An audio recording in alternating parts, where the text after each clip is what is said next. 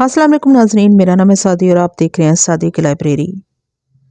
नाजरीन, मैं आपके लिए लेके आई हूँ इंस्पेक्टर महबूब आलम साहब की डायरी से जुर्म सज़ा पर मुश्तमिल ऐसी अनोखी और दिल दहला देने वाली कहानियाँ कि आप चौंक चौंक जाएंगे।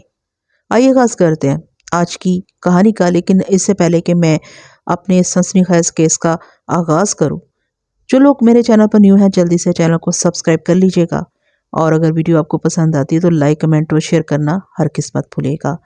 तफ्तीश की यह कहानी पाकिस्तान के एक देहाती इलाके की है। पाकिस्तान अपनी उम्र के 4 साल पूरे कर चुका था। उस इलाके की आबादी का चौथा हिस्सा मशरकी पंजाब से आए हुए मुहाजिरों का था। 4 सालों में उन्होंने ज़मीनें आबाद कर ली थी और ख़ुद भी इस तरह आबाद हो गए थे जैसे आबाई तौर पर यहीं के रहने वाले थे।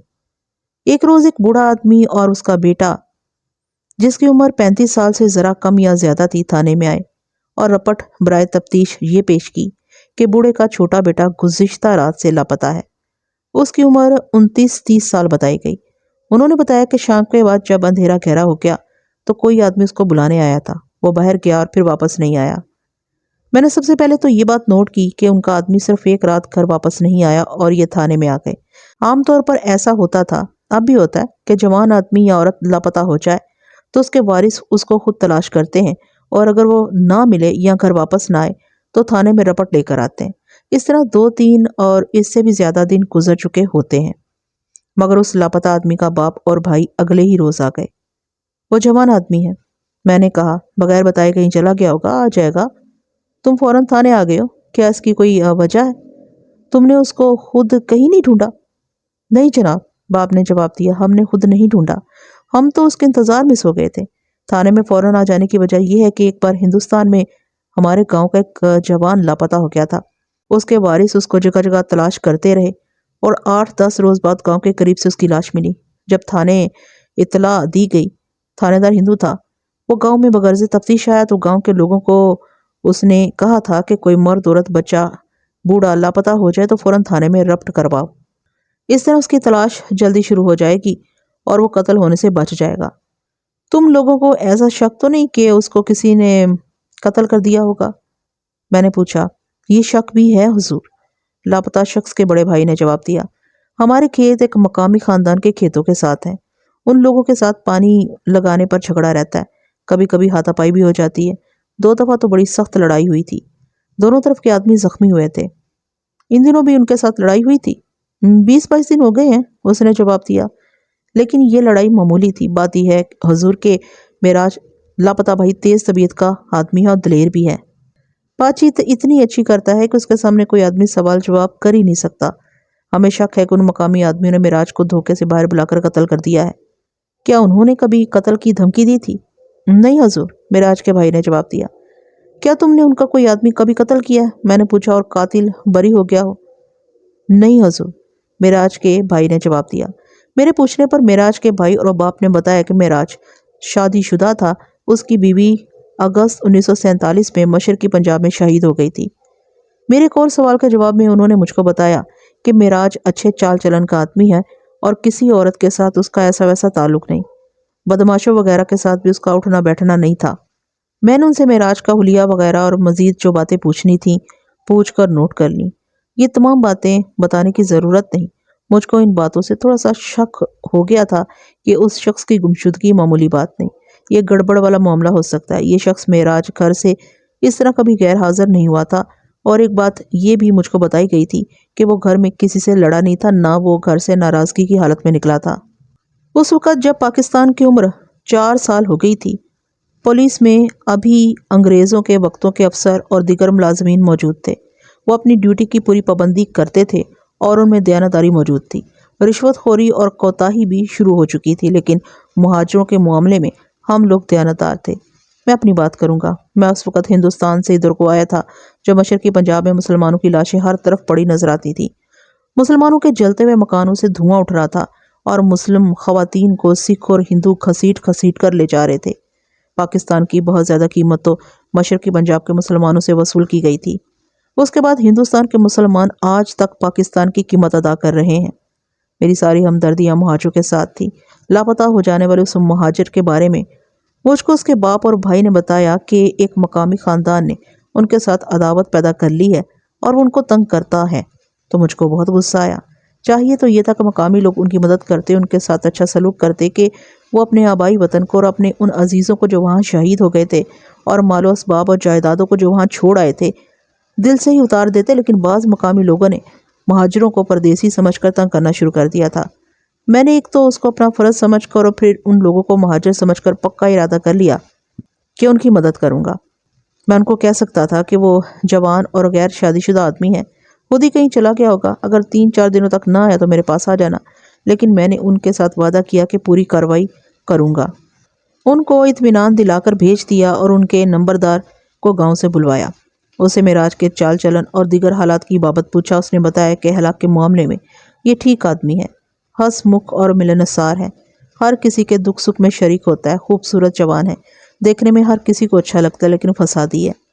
کیا ان کی کسی کے ساتھ دشمنی ہے؟ ہاں حضور، نمبردار نے جواب دیا، اور اس مقامی خاندان کے 2-3 آدمیوں کے نام لے کر کہا، یہ تو بڑا شریف خاندان ہے۔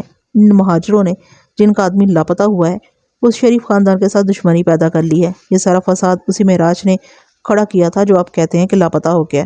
حضور والا، نمبردار نے راز کی بات بتانے کے لہجے میں کہا، یہ شخص ایسا نہیں کہ اس کو کوئی اور لاپتہ کر دے گا، خود ہی کہیں ادھر ادھر ہو گیا ہے۔ تم بھی مقامی ہو نا؟ میں نے اس کو کہا، اور جس خاندان کے ساتھ اس مہاجر خاندان کی دشمنی ہے تمہاری برادری کا خاندان ہے، یہ ٹھیک ہے نا؟ ہاں حضور، اس نے جواب دیا، لیکن میں حضور کو حقیقت کی بات بتا رہا ہوں۔ ہاں، میری بات غور سے سن چودھری، میں نے اس کو کہا، مجھ کو یہ آدمی چاہیے، معراج کو فوراً تھانے میں حاضر کرو، میں اس خاندان کے بچے بچے کو باندھ لوں گا۔ نمبردار نے اچھلنا کودنا شروع کر دیا۔ وہ مجھ کو یہ تسلیم کرانے کی کوشش کر رہا تھا کہ اس کو لاپتہ شخص کی بابت کچھ معلوم نہیں۔ میں نے اس کو بے گناہ اور بے خبر نہ مانا، اس کو کہا کہ وہ تھانے میں موجود رہے اور سچی بات پر آ جائے، ورنہ اس کو تھانے سے نہیں نکلنے دیا جائے گا۔ تھانے دار جادوگر نہیں ہوتے، ان کے پاس لوگوں کے حالات معلوم کرنے کے لیے بہت ذریعے ہوتے ہیں۔ میں آپ کو ایک بات بتاتا ہوں، آپ کے 2-3 دوست ہیں جن پر آپ کو 100% بھروسہ اور اعتبار ہے۔ آپ اپنے گھر کی اور اپنے دل کی ہر بات ان کے ساتھ کرتے ہیں۔ آپ کو معلوم نہیں کہ ان میں سے ایک آدمی تھانے کا مخبر ہے، وہ آپ کی ہر بات اپنے ذہن میں جمع کر رہا ہے۔ کوئی واردات ہوتی ہے جس کا آپ پر شبہ کیا جاتا ہے، اس وقت آپ کا دوست آپ کا نہیں پولیس کا دوست بن جاتا ہے۔ یہ اس واسطے ہوتا ہے کہ اس کو اس کام کے پیسے ملتے ہیں، اور اس کو سب سے بڑا انعام یہ ملتا ہے کہ تھانے دار اس کا دوست بن جاتا ہے اور وقت بے وقت اس کے کام آتا ہے۔ میرے استاد جناب احمد یار خان پولیس کے مخبروں کی تمام قسمیں بیان کر چکے ہیں۔ میں صرف یہ کہوں گا کہ ہمارے ملک میں چغل خوروں کی تعداد ایمانداروں سے زیادہ ہے۔ مجھ کو سمجھ نہیں آتی کہ لوگ چغل خوری میں کیوں مزہ لیتے ہیں۔ مجھ کو یہ عادت بہت بری لگتی ہے، لیکن آپ یہ سن کر مجھ کو برا آدمی سمجھیں گے کہ میں جب خود تھانے دار ہوا کرتا تھا تو تھانے میں آ کر دوسروں کی چغلیاں کرنے والوں کو بہت اچھا سمجھا کرتا تھا اور ان کو شاباش دیا کرتا، ان کی عزت بھی کیا کرتا تھا۔ یہ میں اپنے فائدے کے واسطے کرتا تھا۔ ان مخبروں اور ان چغل خوروں کے ذریعے مجھ کو اپنے تھانے کا تمام علاقہ اور علاقے کا ہر فرد تھانے میں بیٹھے بیٹھے نظر آتا رہتا تھا۔ میں نے تھانے دار کو تھانے میں پابند کر کے اپنے ہیڈ کانسٹیبل کو، جو تجربے کار، اپنی ڈیوٹی کا سچا اور تفتیش کے معاملے میں کلمند تھا، معراج کے گاؤں اس کام کے واسطے بھیجا کہ وہ معراج کے بارے میں اندر اور باہر کی ساری باتیں معلوم کریں، اور جو مخبر گاؤں میں اپنے اوپر پردہ ڈال کر رکھتے ہیں ان کو تھانے بھیج دے۔ اس ہیڈ کانسٹیبل کو میں نے اس کا کام اچھی طرح سمجھا دیا، لیکن وہ خود سمجھتا تھا کہ یہ کیا معاملہ ہے اور اس نے کیا کرنا ہے۔ یہ کوئی سنگین واردات نہیں تھی کہ میں سارے کام چھوڑ کر اس کے پیچھے پڑ جاتا۔ دوسرے دن ہیڈ کانسٹیبل نے معراج کے گاؤں سے جو معلومات اکٹھی کی تھی وہ مجھ کو بتائیں۔ یہ تصدیق ہو گئی کہ معراج بدماش نہیں، نہ اس کی بدماشوں کے ساتھ دوستی تھی۔ گاؤں میں ہر کوئی اس کو پسند کرتا تھا۔ جن خاندان کے ساتھ معراج کے خاندان کی دشمنی تھی، اس خاندان کے 2 آدمی اچھی شہرت والے نہیں تھے۔ عادی مجرموں کے ساتھ ان کا میل جول تھا اور وہ بڑکے مارتے پھرتے تھے۔ مقامی لوگوں کو وہ مہاجروں کے خلاف بھڑکاتے رہتے تھے۔ 3 مہینے پہلے کا ایک واقعہ مجھ کو ہیڈ کانسٹیبل نے سنایا۔ ان 2 مقامی آدمیوں میں سے ایک مہاجر لڑکی کے ساتھ چھیڑخانی کی۔ لڑکی کے وارث ذرا کمزور لوگ تھے، انہوں نے اس آدمی سے شکایت کی تو اس مقامی آدمی نے ان کی بے عزتی کر دی۔ معراج کو پتہ لگا تو وہ لاٹھی لے کر نکل آیا۔ اس نے اس آدمی کو للکارا۔ وہ آدمی کلہاڑی لے کر آ گیا اور لوگوں نے درمیان آ کر معاملہ ٹھنڈا کر دیا۔ کسی مہاجر عورت کی طرف کسی مقامی آدمی نے میلی آنکھ سے دیکھا تو اس کی آنکھیں نکال دوں گا۔ معراج نے یہ اعلان گاؤں میں کھڑے ہو کر کیا اور کچھ دن وہ جہاں بیٹھتا یہی اعلان کرتا رہا۔ ایک مقامی خاندان نے ایک ہندو کی چھوڑی ہوئی زمین پر قبضہ کر لیا تھا، پٹواری بھی اس کے ساتھ مل گیا تھا۔ معراج نے اس ناجائز قبضے کے خلاف شور شرابہ شروع کر دیا۔ ایک بار ڈپٹی کمشنر دورے پر آیا، معراج اس کے پاس چلا گیا اور ناجائز قبضے کی شکایت کی۔ اس وقت افسروں کے دلوں میں پاکستانی جذبہ تھا۔ ڈپٹی کمشنر نے مقامی آدمی سے زمین چھڑوا کر ایک مہاجر خاندان کو دے دی۔ یہ دو واقعات سنانے ہی کافی ہوں گے۔ ان سے پتہ لگتا تھا کہ معراج مہاجروں کا لیڈر تھا اور وہ جرأت والا آدمی تھا۔ مجھ کو یہ افسوس ہوتا تھا کہ 4 سال گزر گئے ہیں مگر یہ لوگ ابھی تک مقامی اور مہاجر سے بٹے ہوئے تھے۔ ان میں مقامیوں کا بھی قصور تھا کہ وہ مہاجروں کو پاکستانی نہیں سمجھتے تھے، اور اس میں مہاجروں کا بھی قصور تھا کہ وہ اپنے آپ کو مہاجر کہتے تھے اور حد بندی قائم رکھتے تھے۔ اس وقت میں کہا کرتا تھا کہ 1-2 سال بعد مقامی اور مہاجر ایک ہو جائیں گے۔ آج 43 سال گزر گئے ہیں، مقامی مہاجر ایک نہیں ہو سکے۔ اب تو پاکستان کی سیاست نے ایک ایسا لیڈر پیدا کر دیا ہے جس نے مہاجروں کی الگ پارٹی بنا لی ہے، جس کو وہ مہاجر قومی موومنٹ کہتا ہے۔ پاکستان کا اللہ حافظ ہے جہاں مہاجر اپنے آپ کو الگ الگ قومیت قرار دے رہے ہیں۔ میں ایک شخص کی کہانی سنا رہا تھا جو لاپتہ ہو گیا تھا۔ مجھ کو جو معلومات معراج کے بارے میں ملی وہ 2 دن ملتی رہیں اور میں ان پر غور کرتا رہا۔ میرے دماغ میں جو شبہ آتا تھا وہ معراج کے دشمن خاندان کے 2 آدمیوں پر تھا۔ ہر وہ مخبر جو میرے پاس آیا اس نے ان 2 اشخاص کا نام ضرور لیا اور کہا کہ یہ دونوں ٹھیک اشخاص نہیں ہیں۔ مجھ کو یہ بھی بتایا گیا کہ ان دونوں کو یہ کہتے ہوئے سنا گیا ہے کہ اس معراجے کو اڑا دیں گے۔ نمبردار اور پٹواری کی بابت سب نے بتایا کہ ان دونوں اشخاص کے حمایتی ہیں۔ معراج مہاجر ضرور تھا لیکن غریب آدمی نہیں تھا۔ اس کا ایک بڑا بھائی بھی تھا، دونوں بھائی محنتی تھے، زمین بھی زرخیز تھی، ان کی فصل خاص طور پر گندم اور کماد منڈی میں جاتی تھی۔ ایک مقامی گھرانے کے ساتھ معراج کے گھرانے کا تعلق ایسا گہرا ہو گیا تھا جیسے آپس میں رشتہ دار ہوں۔ مجھ کو گاؤں کے ایک معزز آدمی نے یہ بات بتائی تھی۔ دونوں گھروں کی مستورات ایک دوسرے کے گھر جاتی تھی، دونوں طرف کے مردوں کا بھی ایک دوسرے کے گھر آنا جانا تھا۔ مقامی گھرانے میں ایک لڑکی جوان تھی جس کا نام آمنہ تھا اور آمو کہلاتی تھی۔ اس وقت اس کی عمر 21-22 سال تھی۔ مجھ کو بتایا گیا کہ آمنہ اور معراج ایک دوسرے کو پسند کرتے تھے۔ معراج نے آمنہ کا رشتہ مانگا تھا۔ آمنہ کے والدین راضی ہو گئے لیکن دوسرے رشتہ داروں نے دباؤ ڈالا کہ لڑکی غیر ذات میں نہ دی جائے۔ آمنہ کے والدین مجبور ہو گئے کہ معراج کو جواب دے دیں۔ معراج کو جواب مل گیا۔ رشتہ داروں نے دوسرا اعتراض یہ کیا تھا کہ معراج مہاجر ہے۔ جب میرے کان میں ذات کی بات پہنچی تو میں نے معراج کی ذات پوچھی، پتہ لگا معراج میو ہے۔ میو کو میواتی بھی کہتے ہیں۔ میو بہت بڑی تعداد میں رات تک حصار، کرنال وغیرہ کے علاقوں کے باشندے تھے۔ یہ جنگجو اور دلیر لوگ تھے، آپس میں قتل کی وارداتوں کا بازار گرم کرتے رہتے تھے، بوقت ضرورت قانون اپنے ہاتھ میں لے لیتے تھے۔ ملک تقسیم ہوا تو میو ہجرت کر کے پاکستان میں آگئے۔ ان کو سرحد کے ساتھ ساتھ گاؤں میں آباد کیا گیا تھا، جس کی وجہ یہ تھی کہ کبھی ہندوستان نے حملہ کیا تو میو لڑیں گے، بھاگیں گے نہیں۔ ان میں سے کچھ میو خاندان پنجاب کے مختلف دیہاتی علاقوں میں آباد ہو گئے تھے۔ معراج اپنے خاندان کے ساتھ اس علاقے میں آ کر آباد ہو گیا تھا۔ میں نے جب سنا کہ معراج میو ہے تو مجھ کو سمجھ آ گئی کہ وہ کیوں اتنا دلیر ہے۔ یہ دلیری اس کی فطرت میں شامل تھی۔ آمنہ کی منگنی اپنی برادری کے ایک آدمی سے ہو گئی۔ یہ منگنی تقریباً 1.5 مہینہ پہلے ہوئی تھی۔ ابھی شادی کی تاریخ مقرر نہیں ہوئی تھی۔ میں نے منگنی کی خبر سنانے والے سے یہ پوچھ گچھ شروع کر دی کہ معراج کو رشتے سے انکار ہوا تو اس نے کوئی گڑبڑ کی ہوگی، یا اس نے کوئی ایسی حرکت کی ہوگی، یا اس نے کوئی ایسی دھمکی دی ہوگی کہ لڑکی کے رشتہ داروں نے اسے غائب ہی کر دیا۔ میرے سوالوں کا مجھ کو یہ جواب ملا کہ معراج کی طرف سے کوئی حرکت نہیں ہوئی، اگر در پردہ ہوئی ہو تو معلوم نہیں۔ کہ آمنہ اور معراج کا چوری چوری ملنا جلنا تو نہیں تھا؟ میں نے مخبر سے پوچھا۔ ایسی بات کبھی سنی نہیں، مخبر نے جواب دیا، لیکن یہ بات پتھر پر لکیر ہے کہ آمنہ معراج کو دل سے پسند کرتی تھی۔ آمنہ کا چال چلن کیسا ہے؟ بالکل صاف، مخبر نے جواب دیا، شریف اور عزت دار گھر کی لڑکی ہے اور گھر کی عزت کا خیال رکھتی ہے۔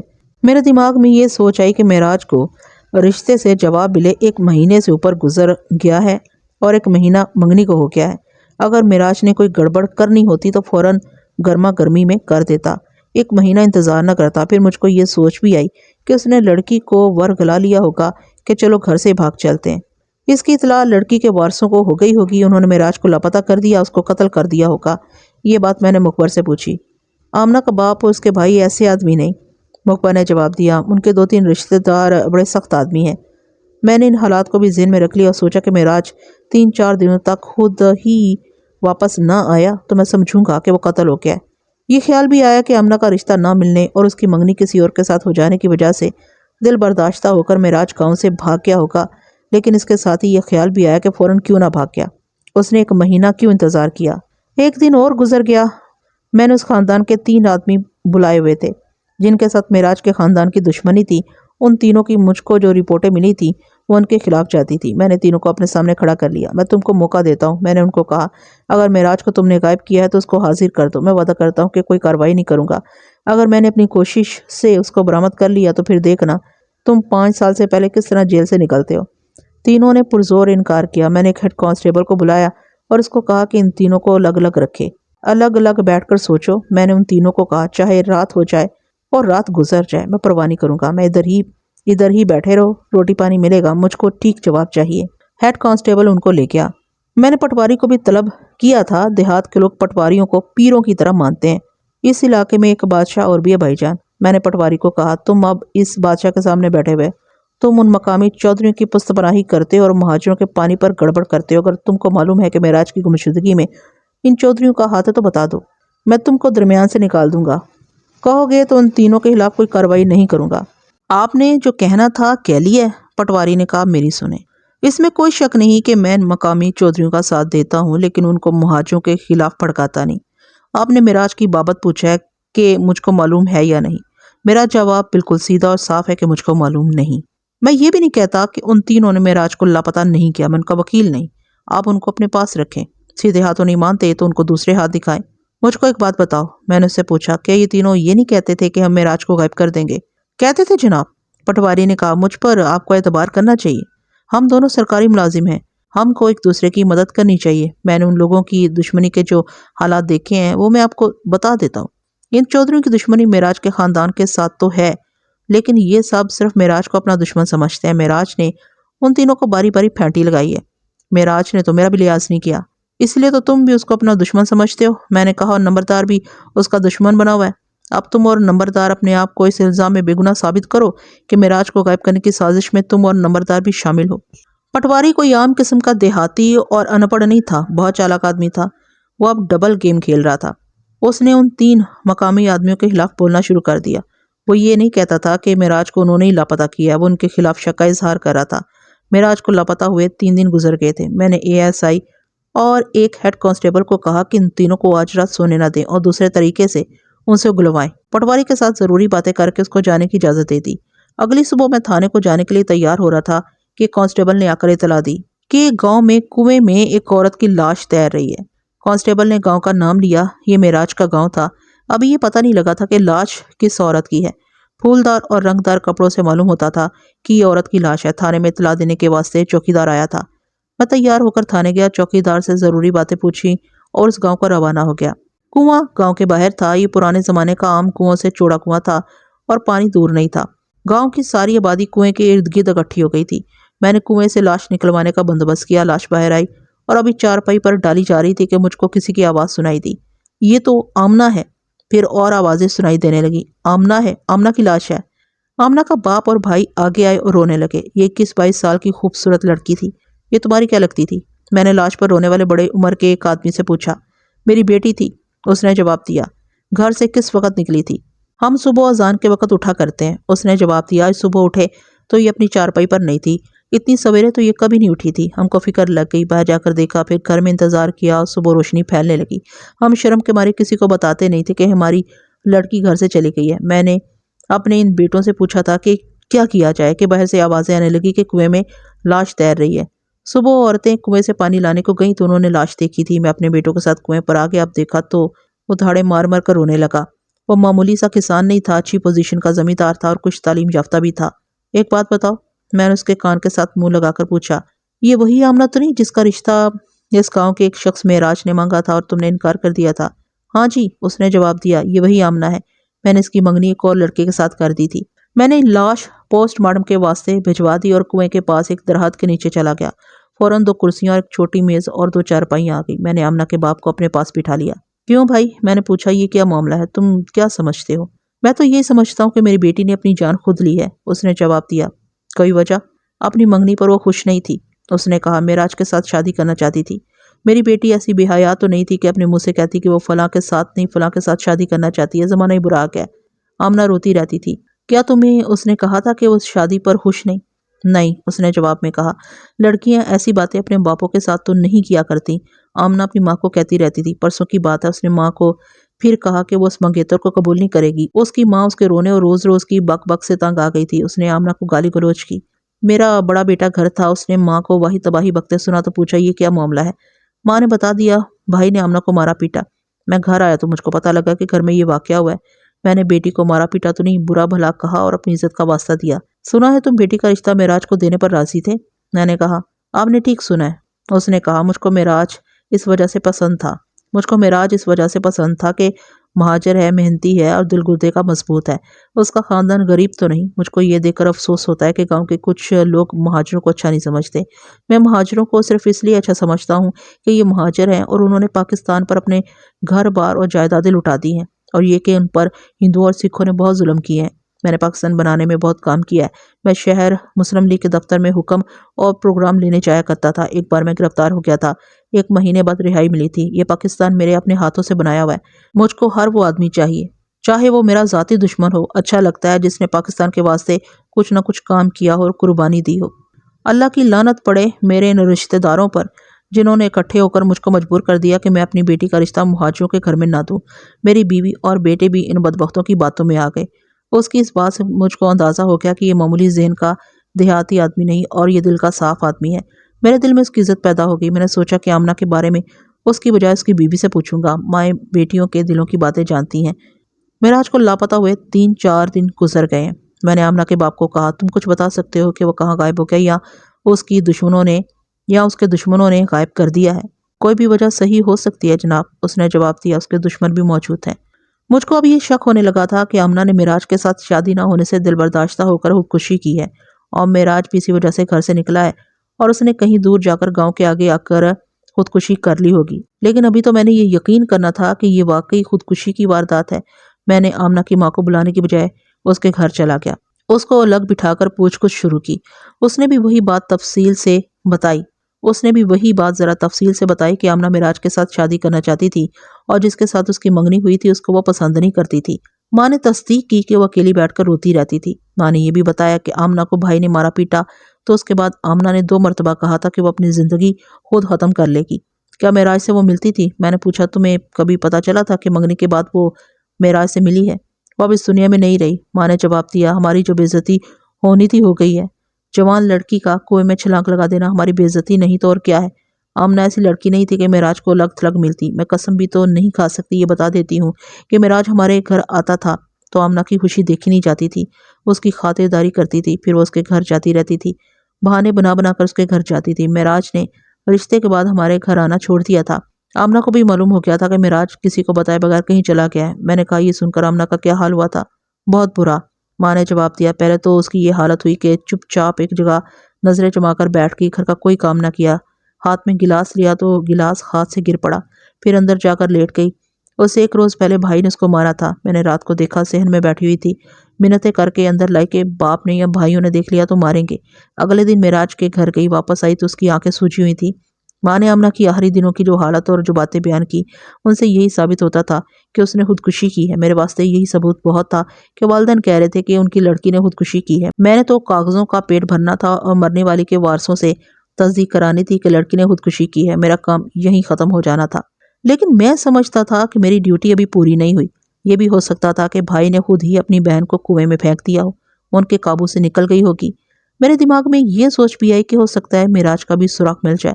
میں نے آمنہ کی ماں کو کہا کہ آمنہ کی کسی ایسی سہیلی کو میرے پاس لے آئے جس کے ساتھ وہ دل کی ہر بات کرتی تھی۔ 15 منٹوں میں 2 لڑکیاں میرے پاس آ گئیں۔ ایک کی ابھی شادی نہیں ہوئی تھی، دوسری کی شادی ابھی 2 مہینے پہلے ہوئی تھی۔ میں نے دونوں کو اکٹھا بٹھا لیا۔ دونوں نے بتایا کہ آمنہ معراج کو اتنا زیادہ پسند کرتی تھی تو اس کو چین نہیں آتا تھا کہ دن میں ایک بار اس کو نہ دیکھ لیتی تو اس کو چین نہیں آتا تھا۔ معراج کا بھی یہی حال تھا۔ کہ آمنہ نے کل یا پرسوں تمہیں کہا تھا کہ وہ اپنی زندگی ختم کر لے گی؟ میں نے پوچھا۔ پرسوں شام کو وہ میرے پاس آئی تھی، ایک سہیلی نے کہا، کہنے لگی کہ آج بھائی نے مجھ کو بہت مارا ہے اور گھر والے میرے دشمن ہو گئے ہیں۔ معراج معلوم نہیں کہاں چلا گیا ہے، میں تو اس زندگی سے تنگ آ گئی ہوں۔ میں اس کو دلاسے دیتی رہی لیکن اس کے جینے کا کوئی حال نہیں رہا تھا۔ اس نے دوسری لڑکی کی طرف دیکھا اور اس کو کہا وہ بات تم سنا دو۔ ایک اور بات ہے جی، دوسری لڑکی نے جو شادی شدہ تھی اور زیادہ ہوشیار معلوم ہوتی تھی مجھ کو بتایا، آمنہ اپنے منگیتر کے خلاف باتیں کرتی رہتی تھی، یہ باتیں منگیتر تک پہنچتی تھی۔ ایک عورت کی زبانی آمنہ کو منگیتر کا پیغام ملا کہ تمہاری شادی تو اب میرے ساتھ ہی ہونی ہے، آ کر دیکھ لینا میں اچھا ہوں یا۔ آمنہ نے اسی عورت کی زبانی جواب دیا کہ تم معراج کی پرانی جوتی کی بھی برابری نہیں کر سکتے۔ میں نے ان لڑکیوں سے اس عورت کا نام معلوم کر لیا۔ کل آمنہ بڑی سخت گھبرائی ہوئی میرے پاس آئی۔ اسی شادی شدہ لڑکی نے کہا۔ کہنے لگی کہ مجھے شک ہے معراج کو میرے منگیتر نے غائب کروایا اور مروا دیا ہے۔ میں نے آمنہ کو کہا کہ وہم نہ کرے، معراج کو یہ منگیتر قتل نہیں کر سکتا۔ آمنہ نے کہا کہ میں تھوڑی دیر پہلے کھیتوں کی طرف آ رہی تھی، منگیتر راستے میں مل گیا۔ میں نے بہت کوشش کی کہ دوسرے راستے پر ہو جاؤں، لیکن وہ ادھر بھی میرے سامنے آ گیا اور قریب گزرتے ہوئے اس نے کہا کہ اب اس کو ڈھونڈ، باقی عمر ڈھونڈتی رہنا۔ پھر وہ میرے پاس آئی تھی۔ غیر شادی شدہ سہیلی نے کہا مجھ کو بھی اس نے یہ بات بتائی تھی۔ اس کو یقین تھا کہ معراج کو اس کے منگیتر نے ہمیشہ کے لیے غائب کر دیا ہے۔ ان دونوں لڑکیوں کے بیانات سے اور ان کے ساتھ میرے سوال جواب سے اور پھر آمنہ کی ماں کی باتوں سے مجھ کو پتہ لگ گیا کہ آمنہ کی ذہنی حالت ایسی ہو گئی تھی جس کے تحت اسے خودکشی کے سوا اور کچھ نظر نہیں آتا تھا۔ وہ سادہ اور شریف لڑکی تھی، یہ میں نے ہر طرف سے معلوم کر لیا تھا کہ آمنہ شریف لڑکی تھی۔ اگر وہ ذرا سی بھی چالاک اور ہوشیار ہوتی یا اس کا دماغ ٹھکانے ہوتا تو وہ اپنے باپ اور بھائیوں کے ذریعے مجھ کو یہ اطلاع دیتی کہ اس کا منگیتر اس کو کہتا ہے کہ اب معراج کو ڈھونڈتی رہنا۔ پھر میں اس کے منگیتر سے اگلوا لیتا کہ معراج کہاں ہے۔ آمنہ نے یہ کارروائی نہ کی، جس کی ایک وجہ یہ بھی ہو سکتی تھی کہ وہ گھر میں معراج کا نام لینے سے ڈرتی تھی۔ ایک وجہ اور بھی تھی جو میرے خیال میں یہ تھی کہ وہ اپنے گھر والوں کو اپنا دشمن سمجھتی تھی۔ بہرحال میرے واسطے یہ ثبوت کافی ہو گیا کہ آمنہ نے خودکشی کی ہے۔ مجھ کو اطمینان یہ بھی تھا کہ آمنہ کے وارث خود کہہ رہے تھے کہ ان کی لڑکی نے خودکشی کی ہے۔ میں اس کی تفتیش میں گہرا چلا گیا تھا۔ اس سے مجھ کو یہ فائدہ ملا کہ معراج کا کچھ سراغ مل گیا۔ میں نے اپنے ہیڈ کانسٹیبل کو جو میرے ساتھ گاؤں میں آیا ہوا تھا بلا کر آمنہ کے منگیتر کا نام بتایا اور کہا کہ اس کو تھانے پہنچا دے۔ میں نے آمنہ کے باپ، بھائیوں اور اس کی ماں اور ان دونوں لڑکیوں کے بیان قلم بند کیے اور ان کے دستخط یا انگوٹھے لگوا کر اس واردات کو خودکشی لکھا اور میں وہاں سے تھانے میں آ گیا۔ جو ہی آمنہ کا منگیتر جس کا نام نظام تھا تھانے میں آیا، میں نے اس کو تفتیش کی چکی میں ڈال دیا۔ میں نے 2-3 منٹوں میں ہی جان لیا کہ یہ شخص ذرا سا بھی ہوشیار نہیں بلکہ بیوقوف آدمی ہے۔ پولیس والے جانتے ہیں کہ اس قسم کے بیوقوف آدمی فوراً جرم کرنے پر آ جاتے ہیں۔ وجہ یہ ہے کہ بیوقوفوں میں دور اندیشی نہیں ہوتی، وہ سمجھتے ہیں کہ یہی کارروائی جو کرنے لگے ہیں عقل مندوں والی کارروائی ہے۔ میں نے اس گاؤں سے ایک عورت کو بھی تھانے میں طلب کیا تھا، وہ بھی نظام کے پیچھے پیچھے تھانے میں پہنچ گئی تھی۔ یہ وہ عورت تھی جس کی زبانی آمنہ نظام کو اور نظام آمنہ کو پیغام بھیجا کرتے تھے۔ یہ میں پہلے بتا چکا ہوں کہ ان کے پیغام کیا ہوتے تھے۔ کان کھول کر سنو نظام، میں نے اس شخص کو کہا، تم نے اگر مجھ کو چکر دینے کی کوشش کی تو میں تم کو ایسے چکر میں ڈالوں گا، نہ مرو گے تو نہ جیو گے۔ اگر سچ بات اگل دو گے تو میں تم کو کچھ نہیں کہوں گا اور گھر جانے کی اجازت دے دوں گا۔ صرف یہ بتا دو کہ معراج کہاں ہے۔ اس نے پہلے تو مجھ کو بے وقوفوں کی طرح دیکھا۔ اس کی آنکھیں اتنی زیادہ کھل گئیں جیسے آنکھیں باہر آ جائیں گی۔ اس کے چہرے کا رنگ پھیکا اور زرد ہو گیا، ہونٹ خشک ہو گئے، پھر اس کے ہونٹ ذرا ذرا کانپنے لگے۔ میں اس کی آنکھوں میں آنکھیں ڈال کر دیکھتا رہا اور اس کو مزید کچھ بھی نہ کہا۔ نہیں، اس کے منہ سے یہ لفظ اپنے آپ ہی نکلا۔ پھر وہ ہکلانے لگا جس کی مجھ کو سمجھ نہ آئی کہ کیا کہہ رہا ہے یا کیا کہنا چاہتا ہے۔ اس نے بہت کوشش کر کے ذرا صاف لفظوں میں کہا، مجھ کو معراج کا کچھ پتہ نہیں۔ یہ کہہ کر اس نے خدا اور رسول صلی اللہ علیہ وآلہ وسلم اور قرآن کی قسمیں کھانی شروع کر دی۔ آمنہ نے تم کو ایک پیغام بھیجا تھا، میں نے کہا، اور تم نے اس کو اس پیغام کا جواب دیا تھا؟ نہیں سرکار جی، اس نے گھبراہٹ بھرے لہجے میں کہا، نہ آمنہ نے مجھ کو کوئی پیغام بھیجا نہ میں نے کوئی جواب دیا تھا۔ اس شخص کے دماغ میں یہ سوچ ہو کہ آمنہ تو مر گئی ہے، اس واسطے سچی بات کی تصدیق نہیں ہو سکتی۔ آمنہ کو تم نے یہ پیغام بھیجا تھا کہ معراج کی پرانی جوتی کی بھی برابری نہیں کر سکتے؟ میں نے اس سے پوچھا۔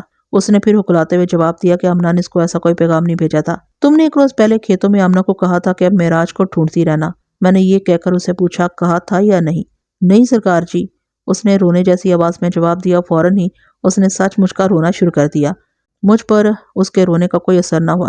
اس طرح بے گناہ بھی رویا کرتے ہیں اور جرم کا اصل مجرم بھی اسی طرح رویا کرتا ہے۔ اگر پولیس کے آفیسر مشتبہ اور ملزموں کے آنسوؤں سے متاثر ہو جائیں تو پھر کوئی بھی مجرم نہ پکڑا جائے۔ میں نے باہر جا کر اس عورت کو بلایا جو آمنہ نظام کے پیغام ایک دوسرے تک پہنچایا کرتی تھی۔ وہ تقریباً 40 سال کی عمر کی عورت تھی۔ اس کے چہرے کے نقش و نگار اچھے لگتے تھے، صاف پتہ لگتا تھا کہ لومڑی جتنی چالاک عورت ہے۔ آپ نے میری اور میرے استاد جناب احمد یار خان کی کہانیوں میں اس قسم کی عورتوں کی بہت سی باتیں پہلے پڑھی ہوں گی، اب ان باتوں کو دہرانا ضروری نہیں۔ یہ چھوٹی ذات کی عورت تھی، بڑی ذاتوں کے گھروں میں کام کاج کرتی تھی۔ اس کا پورا نام جو میری ڈائری میں لکھا ہے اقبال بی بی ہے۔ اس کو بالی کہتے تھے۔ میں اس وقت تھانے کے برآمدے میں کھڑا تھا جب وہ میرے پاس آئی۔ دیکھ بالی، میں نے کہا، تو شاید پہلے کبھی تھانے نہیں آئی۔ تھانے میں یہ رواج ہے کہ جو سچ بولتا ہے اس کو عزت کرتے ہیں اور جو جھوٹ بولتا ہے اس کے کپڑے اتار کر الٹا لٹکا دیتے ہیں، اور یہ پرواہ نہیں کرتے کہ یہ مرد ہے یا عورت۔ باقی باتیں اندر نظام کے سامنے ہوں گی، یہاں صرف یہ بتا دے کہ تو آمنہ نظام کے پیغام ادھر ادھر لے جاتی رہی ہے۔ اس نے ادھر ادھر دیکھا، پھر میری طرف دیکھ کر آہستہ سے اوپر نیچے سر ہلایا، جس کا مطلب تھا ہاں وہ یہ کام کرتی رہی ہے۔ میں اس کو اندر لے گا اور نظام کے سامنے کھڑا کر دیا۔ ہاں بولو نظام، میں نے کہا، اب کہو کہ تم آمنہ کو اور آمنہ تم کو کوئی پیغام نہیں بھیجتے تھے، فوراً بولو۔ اب اس کی حالت یہ ہو گئی کہ جیسے وہ بیٹھے بیٹھے مر گیا ہو۔ اب مجھ کو اس کی ہاں اور نہ کی کوئی پرواہ نہیں تھی۔ میں نے بالی کو باہر بھیج دیا۔ مجھ کو صرف یہ بتا دو معراج کہاں ہے، میں نے پوچھا۔ اس نے جس طرح جواب دیا وہ میں لفظوں میں بیان نہیں کر سکتا۔ وہ انکار کر رہا تھا۔ اس کی حالت کچھ اس طرح تھی جیسے بکرے کو ذبح کیا جا رہا ہو۔ میں اس کے انکار کو نہیں مان رہا تھا۔ ایک ہیڈ کانسٹیبل کو بلا کر اس شخص کو اس کے حوالے کر دیا اور بالی کو بلایا۔ بالی سے میں نے پوچھا کہ نظام اس کے ساتھ آمنہ اور معراج کے بارے میں کیا باتیں کیا کرتا تھا۔ بالی نے آمنہ کے اور نظام کے وہ پیغام سنائے جو انہوں نے ایک دوسرے کو بالی کی زبانی بھیجے تھے۔ آمنہ کی سہیلیوں نے تو مجھ کو بہت تھوڑی باتیں سنائی تھی۔ بالی نے جب یہ پورے پیغام سنائے تو مجھ کو پتہ لگا کہ ان کے درمیان بڑے خطرناک پیغاموں کا تبادلہ ہوتا رہا ہے۔ آمنہ جو پیغام بھیجتی تھی اس میں معراج کی تعریفیں زیادہ ہوتی تھی اور اس کے مقابلے میں وہ نظام کو قابل نفرت کہتی تھی۔ یہ ایسے الفاظ تھے جو کسی انتہائی بزدل آدمی کو کہہ دو تو وہ بھی مرنے مارنے پر اتر آتا ہے۔ اگر پولیس کی زبان میں بات کروں تو یوں کہوں گا کہ آمنہ نے نظام کو اتنا زیادہ اشتعال دلا دیا تھا جو معراج کے اغوا کا باعث بن گیا۔ اب یہ دیکھنا تھا کہ معراج زندہ ہے یا اس کو قتل کر دیا گیا ہے۔ بالی نے مجھ کو بتایا کہ نظام نے یہ لفظ بہت دفعہ کہے تھے کہ میں معراج کو ایسا غائب کروں گا کہ یہ باقی عمر آمنہ کو نظر نہیں آئے گا۔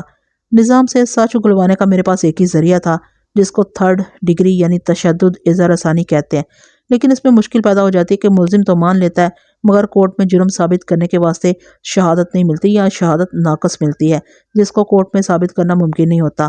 اکثر ملزم اقبال جرم کر کے کورٹ میں اقبالی بیان سے منحرف ہو جاتے ہیں۔ یہ سوچ کر میں نے ارادہ کیا کہ مزید شہادت تلاش کی جائے۔ سوچ کر مجھ کو یہ سوچ آئی کہ ہو سکتا ہے کہ کسی روز معراج اور نظام کا آمنا سامنا ہوا ہو اور معراج نے نظام کو کوئی ایسی سخت بات یا دھمکی والی بات کہہ دی ہو جس سے نظام اور زیادہ مشتعل ہو گیا ہو۔ آمنہ کی راز کی باتیں اس کی سہیلیوں سے معلوم ہو گئی تھیں۔ مجھ کو امید تھی کہ معراج کے ایک دو دوست ایسے ضرور ہوں گے جن کے ساتھ وہ دل کی باتیں کرتا ہوگا۔ اس کا بڑا بھائی تو اس کی پرائیویٹ زندگی کی کوئی بات نہیں بتا سکا تھا۔ یہ سوچ کر میں نے اپنے تجربہ کار ہیڈ کانسٹیبل کو معراج کے گاؤں اس مقصد کے لیے بھیج دیا۔ میں نے سوچ لیا تھا کہ کچھ باتیں معلوم کر کے نظام کی بابت فیصلہ کروں گا۔ اس سے باتوں باتوں میں اقبال جرم کرا لوں یا دوسرا طریقہ استعمال کروں۔ اس وقت تھانے میں جو مشتبہ موجود تھے ان میں ایک تو نمبردار تھا اور ایک ہی خاندان کے 3 آدمی وہ تھے جن کی معراج کے ساتھ دشمنی تھی۔ ان تینوں پر معمولی درجے کا تشدد کیا جا رہا تھا اور وہ معراج کی گمشدگی سے لا علمی ظاہر کر رہے تھے۔ وہ چلاتے اور منتیں کرتے تھے۔ میں نے یہ کارروائی رکوا دی۔ میرے سامنے اب ایسی شہادتیں آ گئی تھیں جن سے یہ ظاہر ہوتا تھا کہ معراج کا لاپتہ ہو جانا معمولی واقعہ نہیں۔ آپ کو تو میں تھوڑی تھوڑی اور موٹی موٹی باتیں سنا رہا ہوں، باریک اور چھوٹی باتیں بہت ہی زیادہ ہیں۔ ایسی ہی چھوٹی چھوٹی اور باریک باتوں سے راستہ ملا کرتا ہے اور انہی سے شک نکلا کرتے ہیں۔ 3-4 گھنٹوں کے بعد ہیڈ کانسٹیبل معراج کے 2 دوستوں کو لے آیا، ایک مقامی تھا اور دوسرا مہاجر۔ میں نے ان دونوں کو اکٹھے بٹھا لیا۔ ان سے میں نے پہلے ہی پوچھ لیا تھا کہ معراج کے ساتھ ان کی دوستی کس درجے کی ہے اور ان کی آپس میں دوستی کتنی گہری ہے۔ انہوں نے مجھ کو بتایا کہ گاؤں کے لوگ ان تینوں کی دوستی کی مثال دیا کرتے ہیں اور یہ تینوں دل کی اور اپنے گھر کی ہر بات خواہ وہ کسی کے ساتھ کرنے والی نہ ہو ایک دوسرے سے کیا کرتے ہیں۔ انہوں نے خود پسند کیا کہ وہ اکٹھے بیٹھ کر بیان دیں گے۔ ان کو اکٹھے بٹھانے میں کوئی حرج نہیں تھا۔ یہ ملزم یا مشتبہ نہیں تھے۔ کیا تم بتا سکتے ہو معراج کہاں چلا گیا؟ میں نے پوچھا۔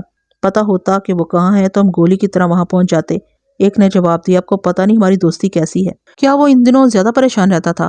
جس دن سے اس کو آمنہ کے رشتے سے انکار ہوا تھا اس دن سے وہ پریشان تھا، مجھ کو جواب ملا۔ وہ اداس رہتا اور کبھی اس کے آنسو بھی نکل آتے تھے۔ ہم اس کو تسلیاں دیتے رہتے تھے۔ کیا اس نے کبھی کہا تھا کہ وہ آمنہ کو اپنے ساتھ بھگا لے جائے گا؟ یہ تو وہ کہا کرتا تھا، ایک دوست نے جواب میں کہا۔ کہتا تھا دل تو یہی کرتا ہے کہ آمنہ کو اپنے ساتھ لے کر کہیں دور چلا جاؤں، لیکن یہ سوچ آ جاتی ہے کہ آمنہ شریف لڑکی ہے، اس کا باپ عزت والا ہے اور میری وہ بہت قدر کرتا ہے۔ وہ ایسی اوچھی حرکت کرنے والا نہیں۔ دوسرے دوست نے کہا یہ بات بھی ہے کہ آمنہ گھر سے بھاگنے والی نہیں تھی، وہ یہی کر سکتی تھی کہ اپنے آپ کو ختم کرتے۔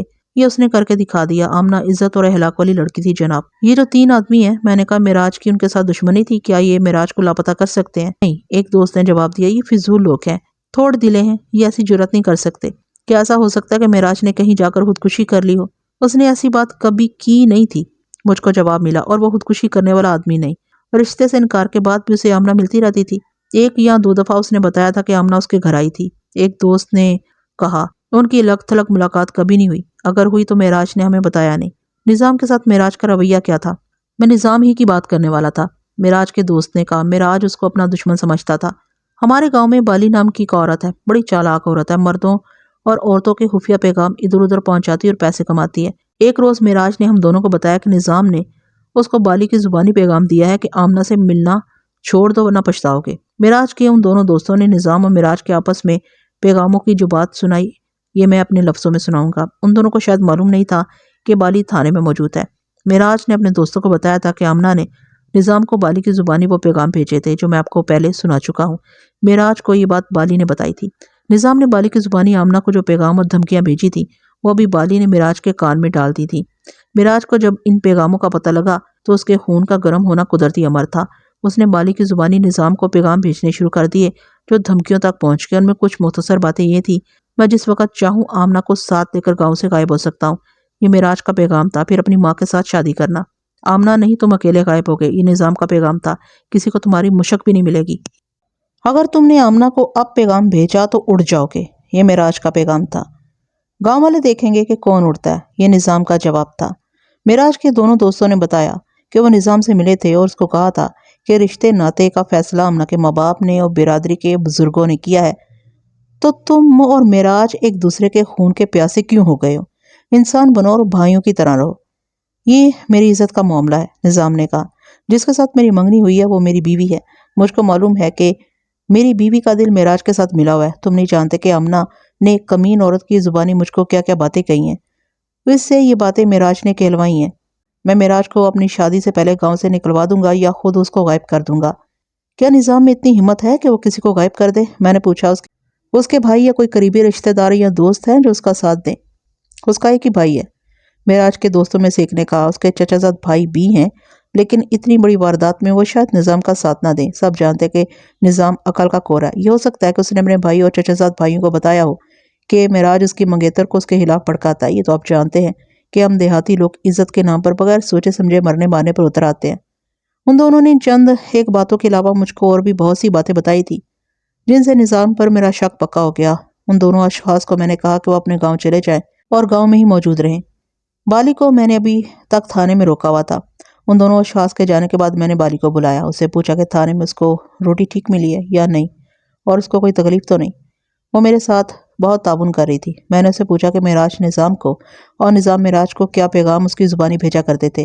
اس نے دونوں کے پیغام پوری طرح مجھ کو سنائے، یہ بھی بتایا کہ ان کے درمیان پیغاموں کا یہ سلسلہ کب شروع ہوا تھا۔ اس نے یہ بھی بتایا کہ آمنہ اپنی عمر کی لڑکیوں کے ساتھ نظام اور اس کے گھر والوں کے خلاف باتیں کرتی رہتی تھی۔ یہ باتیں نظام کے گھر تک پہنچتی ہیں اور نظام کے کانوں میں پڑتی تھی۔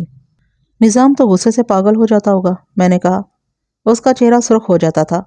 بالی نے کہا، صاحب جی مجھ کو دونوں طرف سے پیسے تو مل جاتے تھے، لیکن میں تنگ آ گئی تھی۔ مجھ کو نظر آ گیا تھا کہ ان دونوں کی آپس میں لڑائی ہوگی اور ایک دوسرے کا خون بہا دیں گے۔ میں ڈرتی تھی کہ دونوں کے گھر والوں کو پتہ لگ گیا کہ میں ان کے پیام ایک دوسرے کو پہنچاتی رہتی تھی تو میری خیر نہیں، سب مجھ کو مارے پیٹیں گے کہ ان کو میں نے لڑایا ہے۔ میرے واسطے معاملہ صاف ہوتا جا رہا تھا۔ رات کا وقت تھا، میں گھر چلا گیا۔ میں نے صبح کا یہ پروگرام بنایا تھا کہ نظام کو دوسرے طریقے سے لپیٹ ملوں گا اور اس دوران مزید شہادت اکٹھی کرتا رہوں گا۔ میں اگلے روز تھانے میں گیا۔ مجھ کو یاد ہے کہ میں اس صبح بہت جلدی تھانے چلا گیا تھا۔ ابھی میں تھانے کے عملے کو، جن کو پولیس کی زبان میں ملازمین کہتے ہیں، دیکھ رہا تھا کہ گاؤں سے ڈکیتی کی واردات کی اطلاع آئی۔ میرے پاس معراج کی گمشدگی کے علاوہ اور بہت کام تھا۔ میرے پاس اس وقت 2 ASI تھے۔ میں نے سینئر ASI کو اس واردات کی تفتیش پر لگا دیا۔ وہ ضروری کاغذی کارروائی کر کے اسی وقت موقع واردات کی طرف روانہ ہو گیا۔ یہ دور کا ایک گاؤں تھا جو معراج کے گاؤں سے 1.5-2 میل آگے تھا۔ ASI کے جانے کے بعد میں نے نظام کو بلا کر اپنے دفتر میں بٹھایا۔ اس کی حالت بہت خراب ہو رہی تھی۔ میں ابھی سمجھ نہیں سکا تھا اس کی یہ حالت اس واسطے خراب ہوئی ہے کہ اس کو 2 دنوں سے تھانے میں روکا ہوا ہے یا اس واسطے کہ اس کا جرم پکڑا گیا ہے۔ میں تم کو ابھی موقع دیتا ہوں۔ میں نے اس کو کہا، تم نے بالی کو تھانے میں دیکھا ہے، اس کے ذریعے تم آمنہ کو اور معراج کو دھمکیوں والے پیغام بھیجا کرتے تھے۔ تم نے اپنے گاؤں کے 2 اور آدمی بھی تھانے میں دیکھے ہوں گے۔ تم کو معلوم ہے کہ یہ معراج کے دوست ہیں۔ یہ دونوں تمہارے پاس گئے تھے اور تم کو کہا تھا کہ معراج کے ساتھ دشمنی چھوڑ دو، اور تم نے کہا تھا کہ تم اس کو غائب کر دو گے۔ یہ تو سب کہنے کی باتیں ہیں حضور۔ نظام نے اس طرح کہا جیسے ابھی رو پڑے گا۔ وہ مجھ کو پیغام بھیجتے تھے۔ میں اتنا بغیرت تو نہیں ہوں کہ ان کو جواب نہ دیتا۔ میں مانتا ہوں کہ میں نے معراج کو دھمکیاں بھیجی تھی، لیکن میں اس کو غائب کس طرح کر سکتا ہوں؟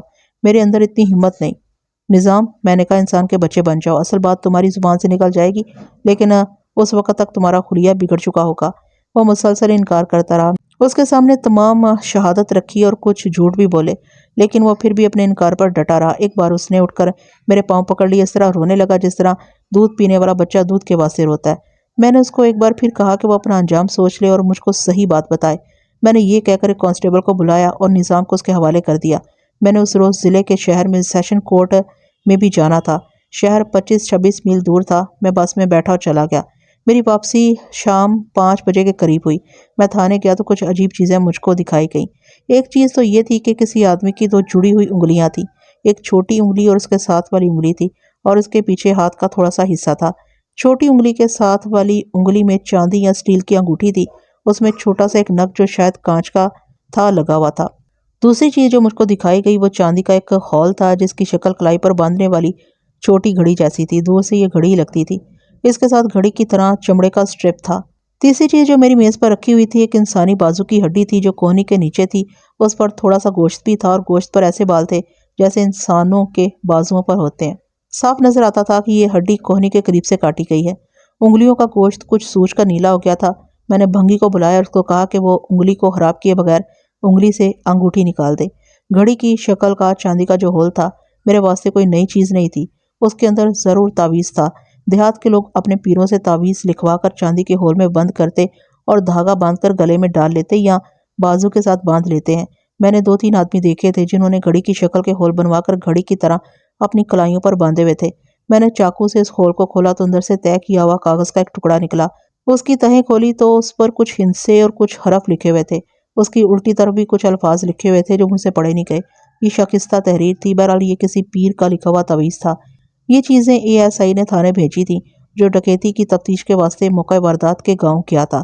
ASI ابھی گاؤں میں ہی تھا۔ اس نے یہ چیزیں اس ہیڈ کانسٹیبل کے ہاتھ بھیجی تھیں جو اس کے ساتھ کیا تھا۔ میں اس سلسلے میں ایک بات کہنا چاہوں گا، ASI چاہتا تو ان چیزوں کو وہیں کہیں زمین میں دبا دیتا اور ایک فالتو کام سے خود بھی بچ جاتا اور مجھ کو بھی بچا لیتا، لیکن وہ اصل معنوں میں پولیس آفیسر تھا۔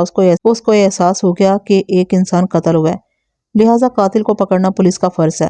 میرے ASI کو یہ چیزیں اس طرح ملی تھی کہ اس کو ڈکیتی کی واردات والے گھر کے صحن میں 2 کھرے نظر آ گئے تھے۔ وہ ابھی اس گھر میں تفتیش کر رہا تھا کہ اس کو کسی راہگیر کے ذریعے اطلاع ملی کہ گاؤں سے 2.5-3 فرلانگ دور ایک صندوق کھلا پڑا ہے۔ ASI جس کا نام میں دانستہ نہیں لکھ رہا وہاں چلا گیا۔ ملزم یہ صندوق واردات والے گھر سے اٹھا کر لے گئے تھے اور وہاں اس کا قفل توڑ کر اس میں سے زیورات، کچھ نقد رقم اور قیمتی پارچہ جات لے گئے تھے۔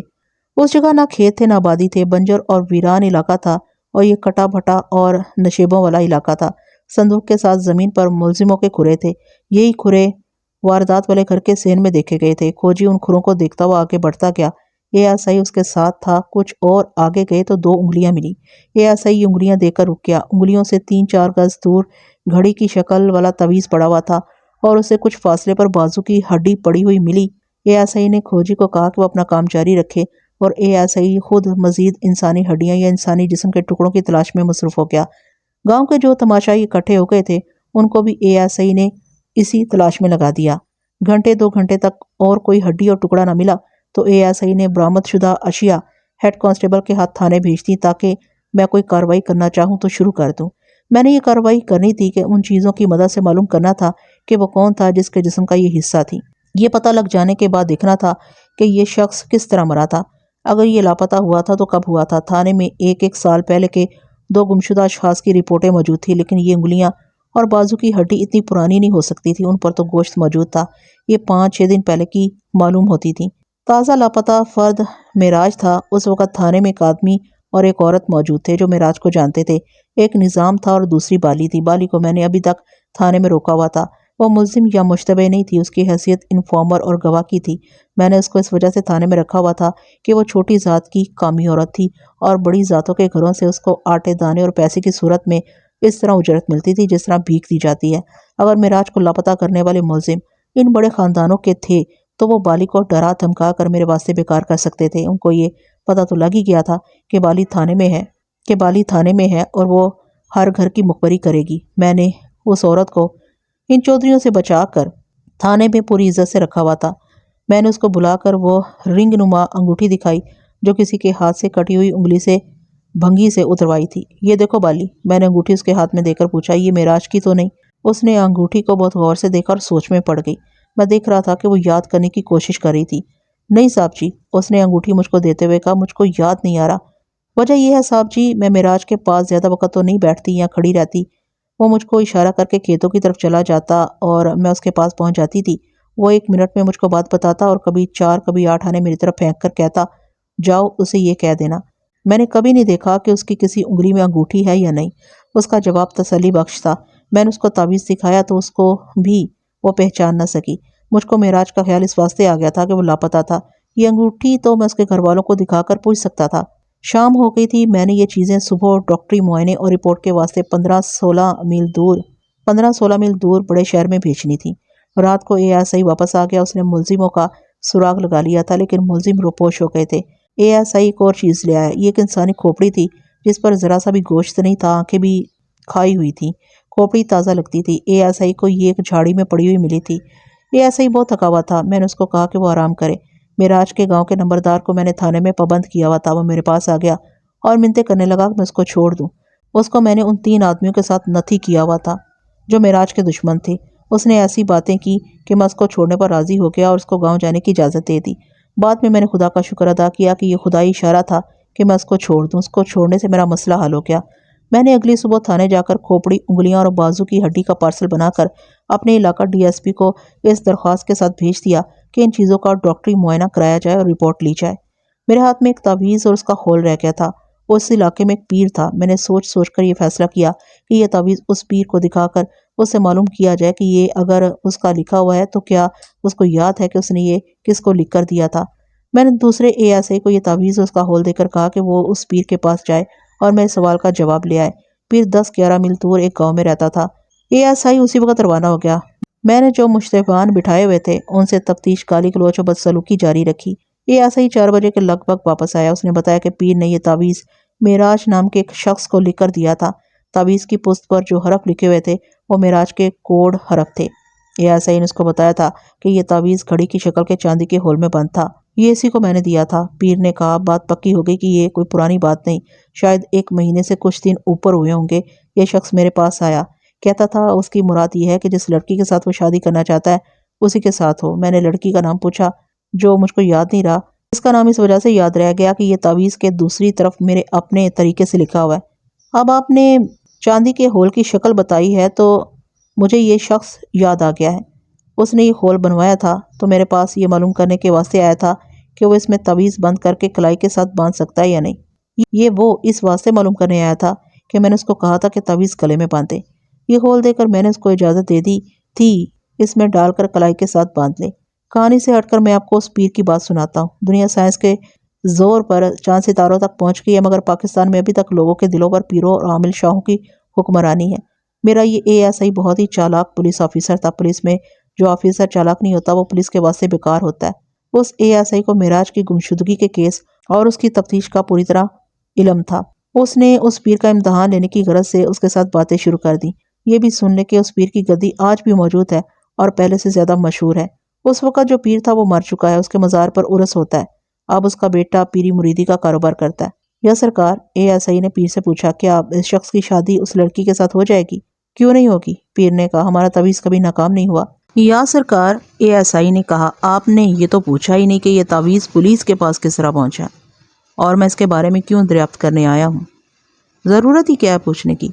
پیر نے کہا، اس شخص نے کوئی جرم کیا ہوگا، کرتا رہے جرم۔ اس نے ہماری درگاہ میں آ کر عرض کی تھی کہ اس کی یہ مراد پوری کر دیں۔ ہاں، یاد آ گیا۔ یہ 3-4 دنوں بعد پھر ہمارے پاس آیا تھا، کہتا تھا کہ لڑکی کی منگنی کسی اور کے ساتھ ہو گئی ہے۔ ہم نے اس کو کہا تھا کہ لڑکی کی شادی کسی اور کے ساتھ نہیں ہوگی۔ لڑکی مر گئی ہے سرکار، ASI نے کہا۔ ہم نے غلط تو نہیں کہا تھا؟ پیر نے کہا، ہم نے کہا تھا کہ لڑکی کی شادی کسی اور کے ساتھ نہیں ہوگی۔ ہم اپنی طرف سے یہ کہنا نہیں چاہتے تھے کہ لڑکی شادی تک زندہ نہیں رہے گی۔ معراج لاپتہ ہے سرکار، ASI نے پوچھا، کیا بتا سکتے ہیں کہ وہ کہاں ہے؟ پیر ہنس پڑا اور بولا، کبھی مراقبے میں بیٹھیں گے تو یہ بھی معلوم ہو جائے گا۔ وہ ہمیں معلوم ہے، ASI نے کہا۔ وہ آپ کا تعویذ یہیں چھوڑ کر دنیا سے اٹھ گیا۔ اللہ آپ کی گدی کو سلامت رکھے۔ آپ کے تعویذ کی اس کرامات کو میں مانتا ہوں کہ اس سے یہ سراغ مل گیا ہے کہ ہمیں جو کھوپڑی، ایک بازو کی ہڈی اور 2 انگلیاں ملی ہیں یہ معراج کی ہیں۔ ASI وہاں سے آ گیا۔ میں نے اسی وقت ایک کانسٹیبل کو بلا کر کہا کہ سائیکل لے کر معراج کے گاؤں جائے اور اس کے باپ اور بڑے بھائی کو بلا لائے۔ کانسٹیبل کے جانے کے بعد میں نے ان 3 آدمیوں کو جو معراج کے دشمن تھے باری باری بلایا۔ تینوں کو ایک بار پھر کہا کہ ابھی وقت ہے وہ مان جائیں، لیکن ان میں سے کوئی بھی نہ مانا۔ تینوں کی حالت یہ تھی کہ وہ روتے اور ہاتھ جوڑتے تھے۔ ان پر تشدد بھی کیا گیا تھا۔ پھر میں نے نظام کو بلایا اور اس کو بھی اقبال جرم کرنے پر زور دیا۔ وہ تو بات کم کرتا اور روتا زیادہ تھا۔ یہ تو ثابت ہو گیا تھا کہ معراج مارا جا چکا ہے، لیکن یہ معلوم نہیں تھا کہ اس کو قتل کیا گیا ہے یا اس نے خودکشی کی ہے۔ مجھ کو یہ سوچ بھی آتی تھی کہ اس نے خودکشی کی ہے تو کس طریقے سے کی ہے کہ اس کا سر الگ ملا ہے، بازو الگ ملا ہے اور انگلیاں الگ ملی ہیں۔ میرے دماغ میں ایک اور خیال آ گیا۔ میں نے قتل کے 2 کیس سنے تھے، دونوں میں قاتلوں نے مقتول کو قتل کر کے اس کے جسم کو کئی ٹکڑوں میں کاٹا اور ٹکڑے ایک دوسرے سے دور دور زمین میں دبا دیے تھے۔ یہ دونوں وارداتیں تو مختلف تھانوں کی تھیں۔ دونوں کے ملزم پکڑے گئے تھے، دونوں سے اقبال جرم کروا لیا گیا تھا۔ ایک کو عمر قید اور دوسرے کو سزائے موت ملی تھی۔ ایسے قتل انتقامی طور پر کیے جاتے ہیں۔ مقتول کی لاش کے ٹکڑے غصے اور انتقام کا اظہار کرتے ہیں۔ لاش کے ٹکڑے کر کے دور دور دفن کرنے کی ایک وجہ یہ بھی ہوتی ہے کہ لاش نہ ملے۔ قاتلوں کو خیال ہوتا ہے کہ کہیں سے مقتول کا ایک بازو ایک ٹانگ مل بھی گئی تو کیا پتہ چلتا ہے یہ کس کے جسم کا حصہ ہے، لیکن قاتل نہیں جانتے کہ انسان کا خون ہضم نہیں ہو سکتا۔ زمین بھی گواہی دے کر قاتل کو پکڑوا دیا کرتی ہے۔ مجھ کو شک ہونے لگا کہ معراج کو بھی قتل کر کے اس کی لاش کے ٹکڑے مختلف جگہوں پر دبا دیے گئے تھے۔ اس علاقے میں شیر، چیتے، بھیڑیے وغیرہ تو تھے نہیں کہ انہوں نے لاش کو کھا کر یہ ٹکڑے چھوڑ دیے ہوں۔ وہاں گیدڑ اور آوارہ کتے تھے، بلیاں تھیں، شاید بجو بھی تھے۔ معراج کا باپ اور بھائی آئے تو میں نے انگوٹھی اور تعویذ کا خول ان کے آگے شناخت کے واسطے رکھ دیا۔ میں نے تعویذ خول میں ڈال کر خول بند کر دیا تھا۔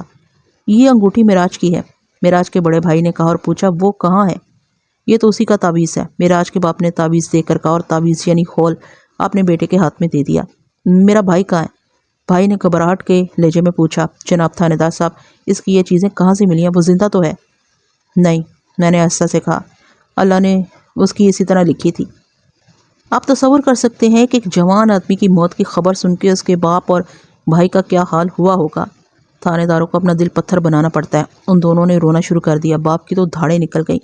تھانے کے بہت سارے آدمی دوڑے آئے اور دروازے میں کھڑے ہو گئے۔ میں نے ان کو اور معراج کے باپ اور بھائی کو بھی ڈانٹ دیا۔ یہ تھانہ ہے، میں نے ان کو ڈانٹ کر کہا، یہاں ماتم نہ کرو۔ مجھ کو بتاؤ کہ تمہیں کس پر شک ہے؟ میں نے اب اس کے قتل کی یا خودکشی کی تفتیش کرنی ہے۔ حضور، باپ نے اپنے رونے پر قابو پا کر پوچھا، اس کی لاش کہاں ہے؟ لاش نہیں ملی، میں نے اس کو بتایا۔ لاش کے 2-3 ٹکڑے اور یہ 2 چیزیں ملی ہیں۔ ان باتوں کو چھوڑو، یہ بتاؤ کہ نظام کے ساتھ معراج کی دشمنی تھی؟ نہیں جناب، بھائی نے جواب دیا، نظام کے ساتھ کوئی دشمنی نہیں تھی۔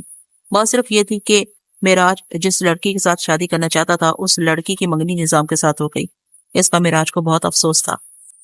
ان دونوں نے مجھ کو وہی باتیں بتائیں جو وہ پہلے روز بتا چکے تھے۔ ان کو یہ معلوم نہیں تھا کہ اس رات معراج کو کون بلانے آیا تھا۔ اس کے بعد معراج واپس نہیں آیا تھا۔ مجھ کو وہ وقت بھی یاد ہے جب معراج کا باپ اور بھائی میرے سامنے بیٹھے ہوئے تھے۔ ان کے آنسو بہ رہے تھے، ان کی سسکیاں بھی نکل جاتی تھی۔ میں ان سے کوئی بات پوچھتا تھا تو دونوں میرے منہ کی طرف دیکھتے اور سوچ سوچ کر فضول سا جواب دیتے تھے۔ میں جانتا تھا کہ ان کی ذہنی حالت بگڑی ہوئی ہے۔ پھر مجھ کو ان پر غصہ آ گیا تھا۔ مجھ کو یہ شک بھی ہوا جیسے یہ دونوں کوئی بات چھپا رہے ہوں۔ تمہارے دل میں جو کچھ ہے وہ گل دو، میں نے ان کو غصے سے کہا۔ اگر تم کسی بات کو معمولی سمجھتے ہو تو وہ بھی بتا دو۔ ایک بات تو ہے جناب، بھائی نے کہا، یہ بھی بتا دیتے ہیں۔ معراج پہلے ہی شادی شدہ تھا۔ پہلے روز ہم جناب کو معراج کی شدگی کی اطلاع دینے آئے ہوئے تھے تو بتایا تھا کہ وہ شادی شدہ تھا، لیکن اس کی بیوی سن 47 میں مشرقی پنجاب میں شہید ہو گئی تھی۔ اصل بات یہ ہے جناب، ہم کو یقین نہیں تھا کہ وہ شہید ہو گئی تھی یا ابھی تک زندہ ہے۔ بات ذرا ٹھیک طرح کرو، میں نے کہا، میری سمجھ میں کچھ نہیں پڑ رہا۔ تم لوگوں کو پاکستان میں آئے 4 سال گزر گئے، یہ کیسے ہو سکتا ہے کہ تم کو ابھی تک پتہ ہی نہیں ہے کہ وہ شہید ہو گئی تھی یا زندہ ہے؟ بات ذرا لمبی ہے حضور، معراج کے بھائی نے کہا۔ اجازت دیں تو عرض کروں؟ ایک ایک لفظ بیان کرو، میں نے کہا، چاہے سارا دن گزر جائے، رات گزر جائے۔ معراج کی اپنی بیوی کے ساتھ بنتی نہیں تھی۔ بھائی نے کہا، بیوی روٹ کر اپنے ماں باپ کے گھر چلی جایا کرتی تھی۔ ان کا یہ سلسلہ چلتا رہتا تھا۔ جس وقت ادھر ہندوؤں اور سکھوں نے مسلمانوں پر حملے شروع کیے تو ہم لوگ پہلے وہاں سے نکل آئے۔ معراج کے سسرال دوسرے گاؤں میں تھے۔ معراج کی بیوی ان دنوں پھر روٹ کر اپنے ماں باپ کے پاس گئی ہوئی تھی۔ ہمیں ان کا کچھ پتہ نہیں تھا کہ وہ بھی گاؤں سے نکلے تھے یا نہیں۔ وہ تو جناب قیامت والا معاملہ تھا، کسی کو کسی کا ہوش نہیں تھا۔ ہم میواتی ہیں سرکار، سارا پنجاب ہم سے ڈرتا تھا۔ یہی وجہ تھی کہ ہندوؤں نے بہت زیادہ تعداد میں آ کر ہمارے دیہات پر حملے کیے تھے۔ ہمارے خاندان کے کچھ آدمی شہید ہو گئے تھے، لیکن ہمارا کنبہ خیریت سے لاہور پہنچ گیا۔ پہلے آ جانے کا یہ فائدہ بھی ہم کو ملا کہ یہاں چلے آئے اور گرما گرمی میں یہ زمینیں مل گئیں۔ 2 سال ہوئے، میں شہر کی منڈی میں گیا تو اپنی طرف کا ایک آدمی مل گیا۔ اس نے بتایا کہ معراج کی بیوی، اس کے 2 بھائی پاکستان نہیں آ سکے تھے، وہ شہید ہو گئے تھے۔ میں نے گھر آ کر بتایا۔ معراج نے کہا، چلو یہ بھی اچھا ہوا، اس بیوی سے خلاصی ملی۔ بیوی ٹھیک نہیں تھی؟ میں نے پوچھا، یا معراج میں کوئی خرابی والی بات تھی؟ بیوی ٹھیک نہیں تھی، معراج کے بھائی نے جواب دیا۔ چال چلن کی صاف ستھری تھی لیکن اتھری تھی، اپنی کرتی تھی، دوسرے کی نہیں مانتی تھی۔ اس کا دھیان پیچھے اپنے رشتہ داروں میں لگا رہتا تھا۔ شکل و صورت کی بھی ایسی ہی تھی۔ اس سے معراج کا دل اٹھ گیا تھا۔ اب آگے چلو، میں نے کہا۔ تم نے کہا تھا کہ تم کو یقین نہیں تھا کہ وہ شہید ہو گئی ہے یا زندہ ہے، کیا وہ زندہ ہے؟ جی حضور، اس نے کہا۔ کوئی 3 مہینے ہوئے معراج شہر گیا تو اس کو اس کی بیوی کے 2 بھائی مل گئے۔ ان کی آپس میں جو باتیں ہوئی وہ تو بڑی لمبی ہیں۔ مختصر بات یہ ہے کہ ان بھائیوں نے معراج کو بتایا کہ وہ تینوں بھائی زندہ آ گئے تھے اور معراج کی بیوی بھی زندہ ہے۔ انہوں نے معراج کو وہ گاؤں بتایا جہاں وہ آباد ہو گئے تھے اور اس کو کہا کہ وہ آ کر اپنی بیوی کو لے جائے۔ معراج نے کہا کہ وہ آئے گا۔ انہوں نے معراج سے پوچھا کہ وہ کہاں آباد ہوا ہے، تو معراج نے اس گاؤں کا نام بتانے کی بجائے کسی اور ہی گاؤں کا نام لیا اور ویسے ہی الٹا سیدھا راستہ بتا دیا۔ معراج کے بچے بھی ہوں گے؟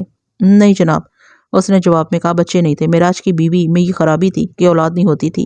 پھر اس طرح ہوا کہ معراج نے گھر آ کر ہم سب کو بتایا اور اپنا فیصلہ یہ دیا کہ وہ اپنی بیوی کو گھر نہیں لائے گا، اور اگر اس کے بھائی پھر مل گئے تو ان کو کہہ دے گا کہ میں نے اس کو طلاق دے دی ہے۔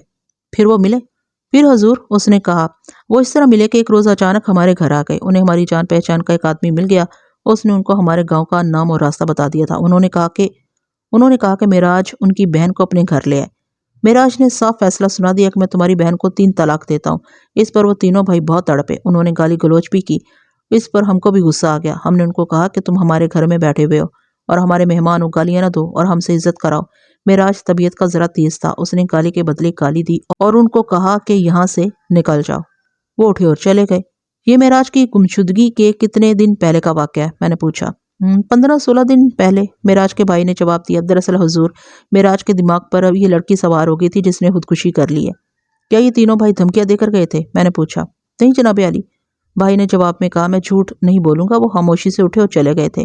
مجھ کو یاد ہے، معراج کے باپ نے کہا۔ درمیانہ بھائی دروازے میں نکلتے رک گیا تھا اور اس نے پیچھے مڑ کر کہا تھا کہ پھر سوچ لے معراجے۔ معراج نے اس کو کہا تھا، سوچ لی ہے، پھر کبھی اس گھر میں قدم نہ رکھنا۔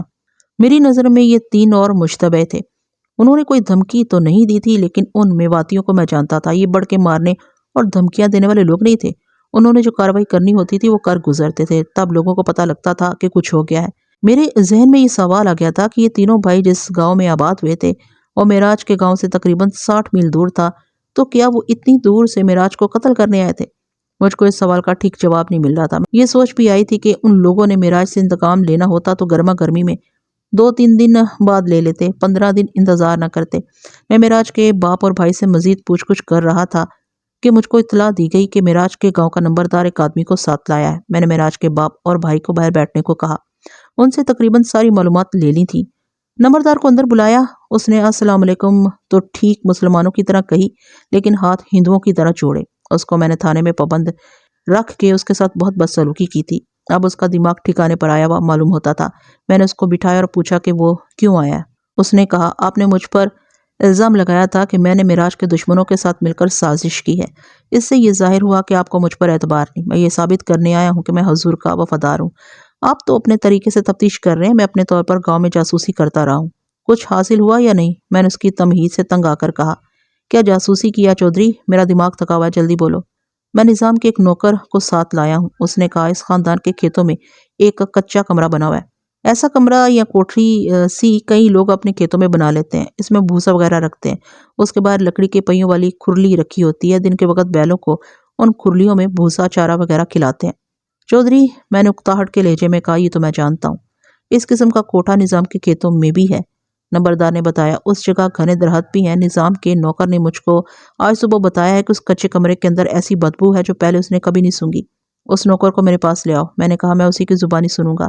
نمبردار باہر گیا اور 35 سال یا اس سے 1-2 سال زیادہ عمر کے ایک آدمی کو میرے پاس لے آیا، جو بری طرح میلے اور پرانے کپڑوں میں ملبوس تھا۔ آج بھی اس قسم کے آدمی صرف روٹی کپڑے پر نوکری کے واسطے مل جاتے ہیں۔ رات کو مالکوں کی ڈیوڑی میں یا مویشیوں والے مکان میں سو جاتے ہیں۔ اس نے بتایا کہ نظام کے کھیتوں میں جو کمرہ بنا ہوا ہے اس میں بہت بدبو ہے۔ اس نے یہ بھی بتایا کہ 4-5 دن گزرے، آدھی رات کو وہ ایسے ہی ادھر چلا گیا۔ کمرے میں 2 چارپائیاں رکھی ہوئی تھی، وہ وہاں سونا چاہتا تھا۔ اس نے دور سے کمرے کے پاس ایسی ٹھک ٹھک کی آوازیں سنی جیسے ٹوکے سے چارہ کاٹا جاتا ہے یا کسائی بکرے کی ہڈیاں کاٹتا ہے۔ میں حیران ہوا کہ اس وقت یہاں کون آیا ہے۔ نوکر نے مجھ کو سنایا، اور یہ کیا کاٹا جا رہا ہے؟ میں نے ذرا قریب جا کر زور سے کہا، کون ہو اے؟ کیا کر رہے ہو؟ مجھ کو نظام کے بڑے بھائی کی آواز سنائی دی، اوئے تو کیا لینے آیا یہاں پر؟ دفع ہو جا۔ ڈیوڑی میں جا کر سو جا، دار کا دروازہ کھلا ہوا ہے، دھیان رکھنا۔ میں واپس چلا گیا اور ڈیوڑی میں سو گیا۔ صبح بہت سویرے بیلوں کو کھول کر کھیتوں میں لے گیا، بھینس بھی ساتھ تھی۔ دن کو مویشی اس کمرے کے پاس کھرلی پر بندھے رہتے ہیں۔ صبح کی روشنی صاف ہوئی تو میں نے بے شمار چیونٹیوں اور مکوڑے دیکھے۔ مجھ کو ایسا شک ہوا جیسے یہاں گوشت کاٹا گیا ہو۔ مجھ کو رات کی بات یاد آئی، نظام کے بڑے بھائی نے مجھ کو دور سے واپس بھیج دیا تھا۔ میں نے زیادہ خیال نہ کیا کہ یہ کیا ہے۔ پھر کمرے کے اندر بدبو اٹھنے لگی۔ کمرے میں بھوسا پڑا ہوا ہے جو 2 دیواروں کے ساتھ ڈھیر کیا ہوا ہے۔ میں نے ایک دیوار کے ساتھ جس طرف بھوسا کم ہے بھوسا ہٹایا، بدبو وہیں سے آتی تھی۔ وہاں میں نے کھڈا دیکھا، وہاں بھی چیونٹیاں اور کیڑے مکوڑے دیکھے۔ یہ غریب اور سادہ لو دیہاتی اتنا ہی بیان کر سکا۔ یہ نمبردار کی سراغ رسانی کا نتیجہ تھا۔ یہ اتفاق کی بات تھی کہ اس کو اس نوکر سے یہ بات معلوم ہو گئی تھی۔ نمبردار پر میں نے جو الزام لگایا اور جس پر اس کو تھانے میں بٹھا لیا تھا، اس کی نمبرداری کے واسطے خطرناک تھا۔ وہ مجھ کو خوش کرنے کی غرض سے سراغ رسانی کرتا رہا تھا۔ میں نے نوکر کو باہر بھیج دیا اور نمبردار سے پوچھا کہ اس کو کیا شک ہے۔ اس کو ابھی معلوم نہیں ہوا تھا کہ معراج کے جسم کے کچھ حصے ملے ہیں۔ حضور انور، نمبردار نے کہا، مجھ کو کوئی خاص شک نہیں ہے لیکن معاملہ شک والا ہے۔ اس نوکر نے مجھ کو بدبو کی بات سنائی تو میں وہاں گیا۔ وہاں نظام کا ایک بھائی موجود تھا۔ وہ نہ ہوتا تو میں کمرے کے اندر جا کر دیکھتا۔ میں دوسرے دن سورج نکلنے سے پہلے وہاں پہنچ گیا۔ وہاں جا کر میں نے نظام کے بھائیوں کو بلایا، وہ 2 تھے۔ نمبردار کو بھی بلایا۔ ان کے آنے تک میں کمرے میں نہیں گیا، وہاں بہت بری بدبو تھی۔ نمبردار پہلے آ گیا۔ حضور انور، نمبردار نے میرے کان میں کہا، اس غریب نوکر کا خیال رکھنا، یہ دونوں بھائی اس کو اڑا دیں گے۔ فکر نہ کرو چودھری، میں نے اس کو تسلی دی، میں اس کو کسی اور گاؤں میں نوکری دلا دوں گا۔ نظام کے دونوں بھائی آ گئے۔ میں ان کو لے کر کمرے کے اندر چلا گیا۔ نمبردار کو اور گاؤں کے ایک اور معزز آدمی کو بھی میں نے ساتھ لے لیا تھا۔ ایک دیوار کے ساتھ بھوسا ذرا کم تھا۔ میں نے وہاں پاؤں رکھا اور نظام کے بھائیوں کو کہا کہ یہاں سے بھوسا ہٹا کر فرش ننگا کریں۔ انہوں نے میری طرف دیکھا۔ مجھ کو ان کے چہروں پر جو تبدیلی نظر آئی وہ ہر کسی کو نظر آ سکتی تھی۔ وہ بت بن کر کھڑے رہے۔ سنا نہیں کیا کہا ہے میں نے؟ یہاں تو کچھ نہیں ہے جناب، ایک بھائی نے کہا۔ اس کی زبان کانپ رہی تھی۔ پھر کہاں کچھ ہے؟ میں نے پوچھا۔ دونوں بھائی تو جیسے کھڑے کھڑے مر گئے تھے۔ ان کی اس حالت سے مجھ کو جو شک ہوا وہ پکا تھا۔ میں نے نمبردار کی طرف دیکھا۔ تھانیدار صاحب نے تم کو جو حکم دیا وہ مانو، نمبردار نے ان کو کہا۔ دونوں بھائی اس طرح آگے بڑھے جیسے ان کو معلوم تھا کہ وہاں بھوسے کے نیچے سانپ ہے جو ان کو ڈس لے گا۔ ان کا یہ انداز مجھ کو بتا رہا تھا کہ میرا معمہ حل ہو گیا ہے۔ وہ جگہ جہاں سے بھوسا ہٹانا تھا صرف 4-4.5 قدم آگے تھی، مگر ان 2 جوان آدمیوں کے واسطے یہ فاصلہ 100 قدم ہو گیا۔ آخر وہاں سے بھوسا ہٹا اور ہم سب کو اس جگہ ایک گڑھا نظر آیا جو 2 فٹ سے زیادہ گہرا تھا۔ اس کی لمبائی تقریباً 4 فٹ تھی۔ وہاں چیونٹیاں اور کیڑے مکوڑے بے شمار تھے اور بدبو ناقابل برداشت تھی۔ میں نے نمبردار گاؤں کے معزز آدمی کو گڑھا دکھایا۔ یہاں کیا تھا؟ میں نے نظام کے بھائیوں سے پوچھا۔ دونوں کے چہروں کے رنگ لاشوں جیسے ہو گئے اور ان کے جسم آہستہ آہستہ کانپ رہے تھے۔ بتا دو، نمبردار نے ان سے پوچھا، اس گڑھے میں کیا تھا؟ دونوں نے نمبردار کی طرف دیکھا۔ میں ان کے چہروں کو دیکھ رہا تھا۔ چھوٹا بھائی جس کی عمر 16 سال تھی زیادہ بری حالت میں تھا۔ اس کے ہونٹ کانپنے لگے اور دیکھتے ہی دیکھتے اس کی ٹانگیں دوہری ہوئیں، گھٹنے زمین پر لگے اور وہ ایک پہلو پر لڑک کر بے ہوش ہو گیا۔ پانی منگوا کر اس کے منہ پر چھینٹے مارے اور منہ کھول کر پانی ٹپکایا، پھر اس کو باہر چارپائی پر ڈالا۔ وہ جلدی ہوش میں آ گیا۔ میں جانتا تھا اس پر سب سے زیادہ میرا خوف سوار ہو گیا ہے، اس واسطے میں نے اس کو اٹھا کر دوستوں کی طرح اپنے ساتھ لگا لیا۔ مت گھبرا یار، میں نے کہا، تم جیسے جوان تو دوسروں کو ڈرا دیا کرتے ہیں۔ مجھ کو بتاؤ یہ کیا معاملہ ہے؟ میں تو صرف پوچھ رہا ہوں، میں نے تم کو ہتھکڑیاں تو نہیں لگا لینی؟ واہ جی واہ، تم تو میرے چھوٹے بھائی ہو، مجھ سے نہ ڈرو۔ میں نے اس کے بڑے بھائی کو اور تماشائیوں کو وہاں سے دور ہٹا دیا تھا۔ ایک کانسٹیبل کو جو میرے ساتھ گیا تھا کہا تھا کہ وہ بڑے بھائی کے ساتھ رہے۔ میں چھوٹے بھائی کو، جس کا نام قیوم بتایا گیا تھا، لاڈ شفقت اور چرب زبانی سے ہموار کرتا رہا۔ نمبردار اور گاؤں کے معزز آدمی نے بھی میرا بہت اچھا ساتھ دیا۔ مثال کے طور پر بتاتا چلوں، تھانیدار صاحب جی، نمبردار نے مجھ کو کہا، یہ میرا بچہ ہے، یہ صحیح بات بتا دے تو اس کو کوئی حرج مرج تو نہیں ہوگا؟ توبہ کر چودھری، میں نے کہا، ایسی ویسی بات ہوئی تو میں سارا معاملہ یہیں گول کر دوں گا۔ دیکھو تو صحیح اس بیچاری کی کیا حالت ہو گئی ہے۔ اس وقت اس لڑکے کو ہمدردی اور شفقت کی ضرورت تھی جو میں نے پوری کر دی۔ نمبردار اور دوسرے آدمی نے بھی اس کو پیار اور شفقت سے موم کر لیا اور اس نے خود ہی زبان کھول دی۔ اس گڑھے میں معراج کی لاش تھی۔ اس نے اس طرح کہا جیسے یہ الفاظ اس کے منہ سے بے اختیار پھسل گئے ہوں۔ لو، میں نے بے پرواہی سے کہا، یہ بھی کوئی بات ہے؟ اب تو لاش یہاں نہیں ہے نا؟ نہیں جی، اس نے کہا۔ بس جی، بات ختم ہوئی۔ میں نے کہا، لاش ہی یہاں نہیں ہے تو میں اس کو یا اس کے بھائی کو کیوں پکڑوں گا؟ میں نے اس کے کان میں کہا، کسی اور کے ساتھ اس کا ذکر نہ کرنا۔ اب مجھ کو ساری بات بتا دو، یہ بھی بتا دو کہ یہاں سے لاش نکال کر تم نے کہاں پھینکی ہے۔ یہ مجھ کو معلوم ہے کہ تم دونوں بھائیوں نے ایک رات لاش کے ٹکڑے کیے تھے۔ وہ حیرت کا مارا ہوا میرے منہ کی طرف دیکھ رہا تھا. اس کو معلوم نہیں تھا کہ اس کے جاہل سے نوکر نے مجھ کو اس گھڑے کی بات بتائی ہے. میں اپنی خوش قسمتی پر حیران ہو رہا تھا کہ مجھ کو یہ لڑکا جس کا نام قیوم تھا مل گیا. مجھ کو معلوم تھا کہ اس کی یہ حالت کیوں ہوئی تھی. ایک انسان کو قتل کرنا تو آسان ہوتا ہے لیکن خون ہضم کرنا بہت ہی مشکل بلکہ ناممکن ہوتا ہے. انہوں نے تو لاش کے ٹکڑے کیے تھے. میں نے اس لڑکے کو کہا کہ وہ سارا واقعہ بیان کر دے. نمبردار اور گاؤں کے دوسرے آدمی کو میں نے اپنے ساتھ ہی رکھا. ایک روز میں اس کمرے میں آیا تو ایک جگہ کچھ شک ہوا. اس نے کہا ہمارا نوکر اس دن بیمار تھا. میں نے وہاں سے بھوسا ہٹایا تو کھودی ہوئی مٹی نظر آئی. چیونٹیاں اور کیڑے بہت تھے. کدال سے مٹی ہٹائی تو ایک ہاتھ سامنے آ گیا. میں ڈر گیا.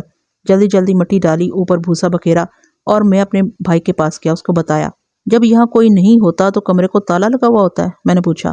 نہیں جی, اس نے جواب دیا, دروازہ بند ہوتا ہے. تالا لگانے کی کیا ضرورت ہے, اس کے اندر ہوتا ہی کیا ہے, ہل, کدال, بھوسا, دو چار پائیاں. بھائی نے میری بات سنی تو دوڑا آیا. اس نے بھی بھوسا ہٹا کر دیکھا اور لاش کا منہ ننگا کیا تو پتہ لگا کہ یہ تو معراج کی لاش ہے. ہم نے پھر مٹی ڈال کر اوپر بھوسے کا ڈھیر لگا دیا. میرا بھائی بہت دلیر آدمی ہے. اس نے کہا کہ نظام پہلے ہی تھانے میں بٹھایا ہوا ہے. اگر ہم نے تھانے میں اطلاع دی کہ جس معراج کو تم لوگ ڈھونڈ رہے ہو اس کی لاش ہمارے بھوسے والے کوٹھے میں دبی ہوئی ہے تو پولیس ہمارے اوپر اس کے قتل کا الزام دھر دے گی. اس کا علاج یہ ہے کہ لاش کو غائب کرو. کیا تم کو معلوم تھا کہ نظام اور معراج کی آپس میں دشمنی تھی؟ میں نے کہا تھوڑا تھوڑا پتا تھا. قیوم نے جواب میں کہا اس لڑکی آمنہ کے رشتے کی وجہ سے ان دونوں میں ناراضگی پیدا ہو گئی تھی. اس کو دشمنی نہ کہیں. اس سے آگے قیوم نے اپنے بیان میں یہ کہا کہ دونوں بھائیوں نے یہ پروگرام بنایا کہ رات کو لاش باہر نکالیں گے اور اس کے ٹکڑے کر کے بوری میں بند کریں گے اور کہیں اور پھینک آئیں گے. رات کو انہوں نے یہی کام کیا. قیوم نے مجھ کو بتایا کہ لاش پہلے ہی کمر سے 2 ٹکڑوں میں کٹی ہوئی تھی. گڑے میں اس کے پیٹ کی غلاظت تھی. انہوں نے لاش کی ٹانگیں بازو سر کاٹ کر یہ اعضاء بوری میں بند کیے اور چل پڑے. ایک ویران علاقے میں ٹیلے اور کھڑ وغیرہ تھے. ان کو ایک ٹیلا درمیان سے اوپر نیچے کٹا ہوا نظر آیا. انہوں نے بوری اس شگاف میں پھینک دی. دور دور تک کوئی اس راستے سے نہیں گزرتا تھا. قیوم نے بتایا کہ اس رات سے وہ خواب میں ڈر جاتا ہے اور دن کو بھوسے والے اس کوٹھے میں جانے سے ڈرتا ہے. مجھ کو اس لڑکے کے بیان پر اعتبار نہ آیا. یعنی نظام اور بڑے بھائی نے معراج کو قتل کیا اور اس کے کچے کوٹھے میں لاش دبا دی. چھوٹے بھائی کو معلوم نہیں ہوگا. اس کی بے ہوشی کی وجہ یہی ہو سکتی تھی. میں نے قیوم کے بڑے بھائی کو لگ بٹھا کر اس لاش کی بابت پوچھا تو اس نے بھی قیوم والا بیان دیا. میں نے قیوم کے بڑے بھائی کو الگ بٹھا کر اس لاش کی بابت پوچھا تو اس نے بھی قیوم والا بیان دیا. میں دونوں کو اس جگہ لے گیا جہاں انہوں نے بوری میں بند لاش پھینکی تھی. شگاف ایسا تھا کہ اندر جانا مشکل تھا لیکن میں نے تو ضرور اندر جانا تھا. میں اندر گیا. جگہ تنگ نہیں تھی. وہاں پھٹی ہوئی بوری, مقتول کے پھٹے ہوئے کپڑے بکھرے ہوئے تھے, ہڈیاں بھی پڑی ہوئی تھی. لاش کو کھانے والے گیدڑ, کتے, بجو وغیرہ میں سے کوئی لاش کی کھوپڑی, ایک بازو, جمع ہاتھ وہاں سے باہر لے آئے ہوں گے جو میرے ایسے ہی کے ہاتھ لگے اور دن کو گدھوں نے بھی لاش کو کھایا ہوگا. میں نے نمبردار کو پہلے ہی کہہ دیا تھا کہ گاؤں کے کچھ آدمی اپنے ساتھ لے آئے. یہ آدمی ساتھ تھے. انہوں نے میرے کہنے پر لاش کی تمام ہڈیاں, کپڑوں اور بوری کے ٹکڑے اکٹھے کیے اور ایک چادر پر الگ الگ رکھ دیے. میں نے ان کی برآمدگی تحریر کی جس میں لکھا تھا کہ نظام کے دونوں بھائیوں کی نشاندہی پر یہ ہڈیاں اور دیگر اشیاء برآمد کی گئی ہیں. اس تحریر میں نے گواہوں کے دستخط کروائے. دونوں بھائی تھوڑا تھوڑا پڑے ہوئے تھے. ان کے دستخط لیے اور میں تھانے کو روانہ ہو گیا. اس سے آگے کی تفتیش کی اگر پوری کہانی سناؤں تو بہت لمبی ہو جائے گی. میں اس کے ضروری حصے ذرا مختصر کر کے سناؤں گا. تھانے میں جا کر میں نے نظام کو اس کے بھائیوں کے ساتھ کھڑا کر کے بتایا کہ معراج کی لاش اس کے بھائیوں کی نشاندہی پر مل گئی ہے. نظام نے بڑی سخت حیرت کا اظہار کیا. نظام, میں نے اس کو کہا, اب تمہارے لیے بہتر یہی ہے کہ اقبال جرم کر لو. اب اور مہلت نہیں دوں گا. تم نے معراج کو قتل کیا اور تم تینوں نے لاش بھوسے والے کمرے میں دبا دی. تم کو مشتبہ بنایا گیا تھا تو تمہارے بھائیوں نے وہاں سے لاش غائب کر دی. وہ رو رو کر انکار کر رہا تھا. میں نے تینوں بھائیوں کو ASI اور 2 ہیڈ کانسٹیبلوں کے حوالے کر دیا. وہ ایک ایک ملزم کو الگ الگ لے گئے. کچھ ہی دیر بعد ان کی چیخیں سنائی دینے لگی. ساری رات ان کو اظہار ثانی کے عمل میں رکھا گیا. میں اگلی صبح تھانے گیا اور ان کو دیکھا. تینوں بہت بری حالت میں تھے. میرے اشارے پر ان پر اور زیادہ تشدد کیا جانے لگا. مجھ کو خیال آیا کہ ان کا سب سے چھوٹا بھائی لاش سے ڈرتا ہے. میں رات کو اس کو ایک کمرے میں لے گیا اور لاش کی کھوپڑی, 2 انگلیاں اور سینے کا پنجر اس کے آگے رکھ دیا. وہ چیخیں مارنے لگا. کمرے میں ادھر ادھر دوڑنے لگا. میں نے کمرے کی بتی بجھا دی. باہر آ کر دروازہ بند کر دیا. 1 گھنٹے تک اس کی چیخیں اور دروازے پر دونوں ہاتھ مارنے کی آوازیں سنائی دیتی رہیں. آوازیں خاموش ہوئی تو میں نے جا کر دروازہ کھولا, بتی جلائی. قیوم فرش پر پڑا تھا. مجھ کو فکر ہوا کہ خوف سے مر نہ گیا ہو. نبض دیکھی, وہ بے ہوش ہو گیا تھا. اس کے منہ کے اندر پانی ڈالا تو اس نے آنکھیں کھول دی. میں نے کھوپڑی اس کے قریب رکھ دی. وہ گیند کی طرح اچھلا اور دیوار کے ساتھ جا کر کھڑا ہو گیا. کہہ دو معراج کو تم تینوں نے قتل کیا ہے، میں نے کہا۔ اس نے دھاڑے مار مار کر قسمیں کھائیں کہ وہ جو بیان دے چکا ہے وہی سچ ہے۔ اس کے دوسرے بھائیوں کو اس حد تک اعزائیت دی گئی تھی کہ بڑے تجربے کار پتھر جیسے ڈاکو بھی بول پڑتے تھے، لیکن یہ نہیں مانتے تھے۔ مجھ کو شک ہونے لگا۔ ایک بات میرے دماغ میں آئی، اگر قاتل یہی تھے تو لاش اس کمرے میں گہری دفن کرتے یا بوری میں ڈال کر وہیں پھینک آتے جہاں انہوں نے پھینکی تھی۔ میرا دھیان ان تینوں بھائیوں کی طرف گیا جن کی بہن کو معراج نے طلاق دی تھی۔ نمبردار تھانے ہر روز آتا تھا۔ میں جب ان بھائیوں سے تھک ہار گیا تو اسی روز نمبردار آیا۔ اس کے ساتھ ایک ادھیڑ عمر عورت تھی۔ یہ نمبردار کی جاسوس اور سراغ رساں تھی۔ اس سلسلے میں اس عورت نے اس کو بتایا کہ اس نے معراج کو گاؤں کے ایک مہاجر کے ساتھ اس شام کو کھیتوں کی طرف جاتے دیکھا تھا۔ یہ عورت ان لوگوں میں سے تھی جن کو کچھ دلچسپی نہیں ہوتی کہ ارد گرد کیا ہو رہا ہے۔ جب یہ بات مشہور ہوئی کہ معراج مارا گیا تو اس عورت کو یاد آیا کہ وہ ایک رات باہر کھڑی تھی تو معراج اور مہاجر اس کے قریب سے باتیں کرتے گزرے تھے۔ میں نے اسی وقت مہاجر کو تھانے بلا لیا۔ پتہ لگا کہ یہ بھی میواتی ہے۔ اسے پوچھا کہ فلاں رات وہ معراج کے ساتھ کہاں جا رہا تھا۔ اس نے لا علمی ظاہر کی۔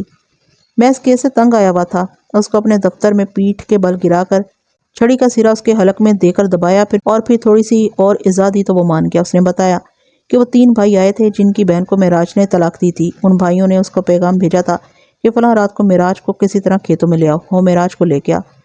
وہ تینوں بھائی 60 میل دور سے آئے تھے۔ اس شخص نے معراج کو باتوں باتوں میں وہاں تک پہنچا دیا جہاں تینوں بھائی کھڑے تھے۔ انہوں نے اس میواتی کو کہا کہ وہ گھر چلا جائے۔ وہ گھر چلا گیا۔ دوسرے دن اس نے سنا کہ معراج لاپتہ ہو گیا۔ میں نے ان 3 بھائیوں ان کی طلاق یافتہ بہن کی بھی گرفتاری کا انتظام کر دیا۔ وہ ہتھکڑیوں میں آئے، تینوں نہیں مان رہے تھے۔ میں نے ان کی بہن کو لپیٹ میں لے لیا۔ میں یہ نہیں بتانا چاہتا کہ اس عورت سے میں نے کس طرح سچ اگلوایا۔ اس نے بتا دیا کہ اس کے بھائی معراج کے قتل کی غرض سے گھر سے روانہ ہوئے تھے۔ تینوں میں سے ایک بھائی اظہار ثانی برداشت نہ کر سکا اور اقبالی ہو گیا۔ انہوں نے معراج کو گلا دبا کر مارا تھا۔ نظام کا بھوسے کا کمرہ ساتھی تھا۔ اندر گئے تو کدال مل گئی۔ ایک دیوار کے قریب سے بھوسا ہٹا کر گڑھا کھودا اور لاش کو دوہرا کیا، لیکن اس میں لاش نہیں آتی تھی۔ انہوں نے لمبے چاقو سے کمر سے ریڑھ کی ہڈی کاٹی، پیٹ کاٹا اور لاش کے دونوں ٹکڑے گڑھے میں آ گئے۔ اوپر مٹی ڈالی، اس پر بھوسا ڈھیر کر دیا۔ قاتل اطمینان سے واپس چلے گئے۔ مجھ کو ڈر تھا کہ کورٹ میں کیس ثابت نہیں ہوگا۔ شہادت کی کمی تھی، لیکن اللہ نے مجھ کو کامیابی دی۔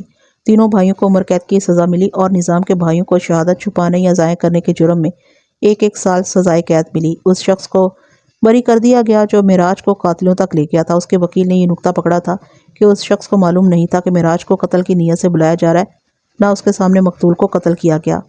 تو ناظرین، مجھے امید ہے کہ قتل کی یہ سنسنی خیز کہانی بھی آپ کو بہت پسند آئی ہوگی۔ اگر پسند آئی ہے تو ویڈیو کو لائک، کمنٹ اور شیئر کرنا ہرگز مت بھولیے گا، اور مجھے اجازت دیجیے ایسے ہی کسی اچھی سی کہانی تک کے لیے اللہ حافظ۔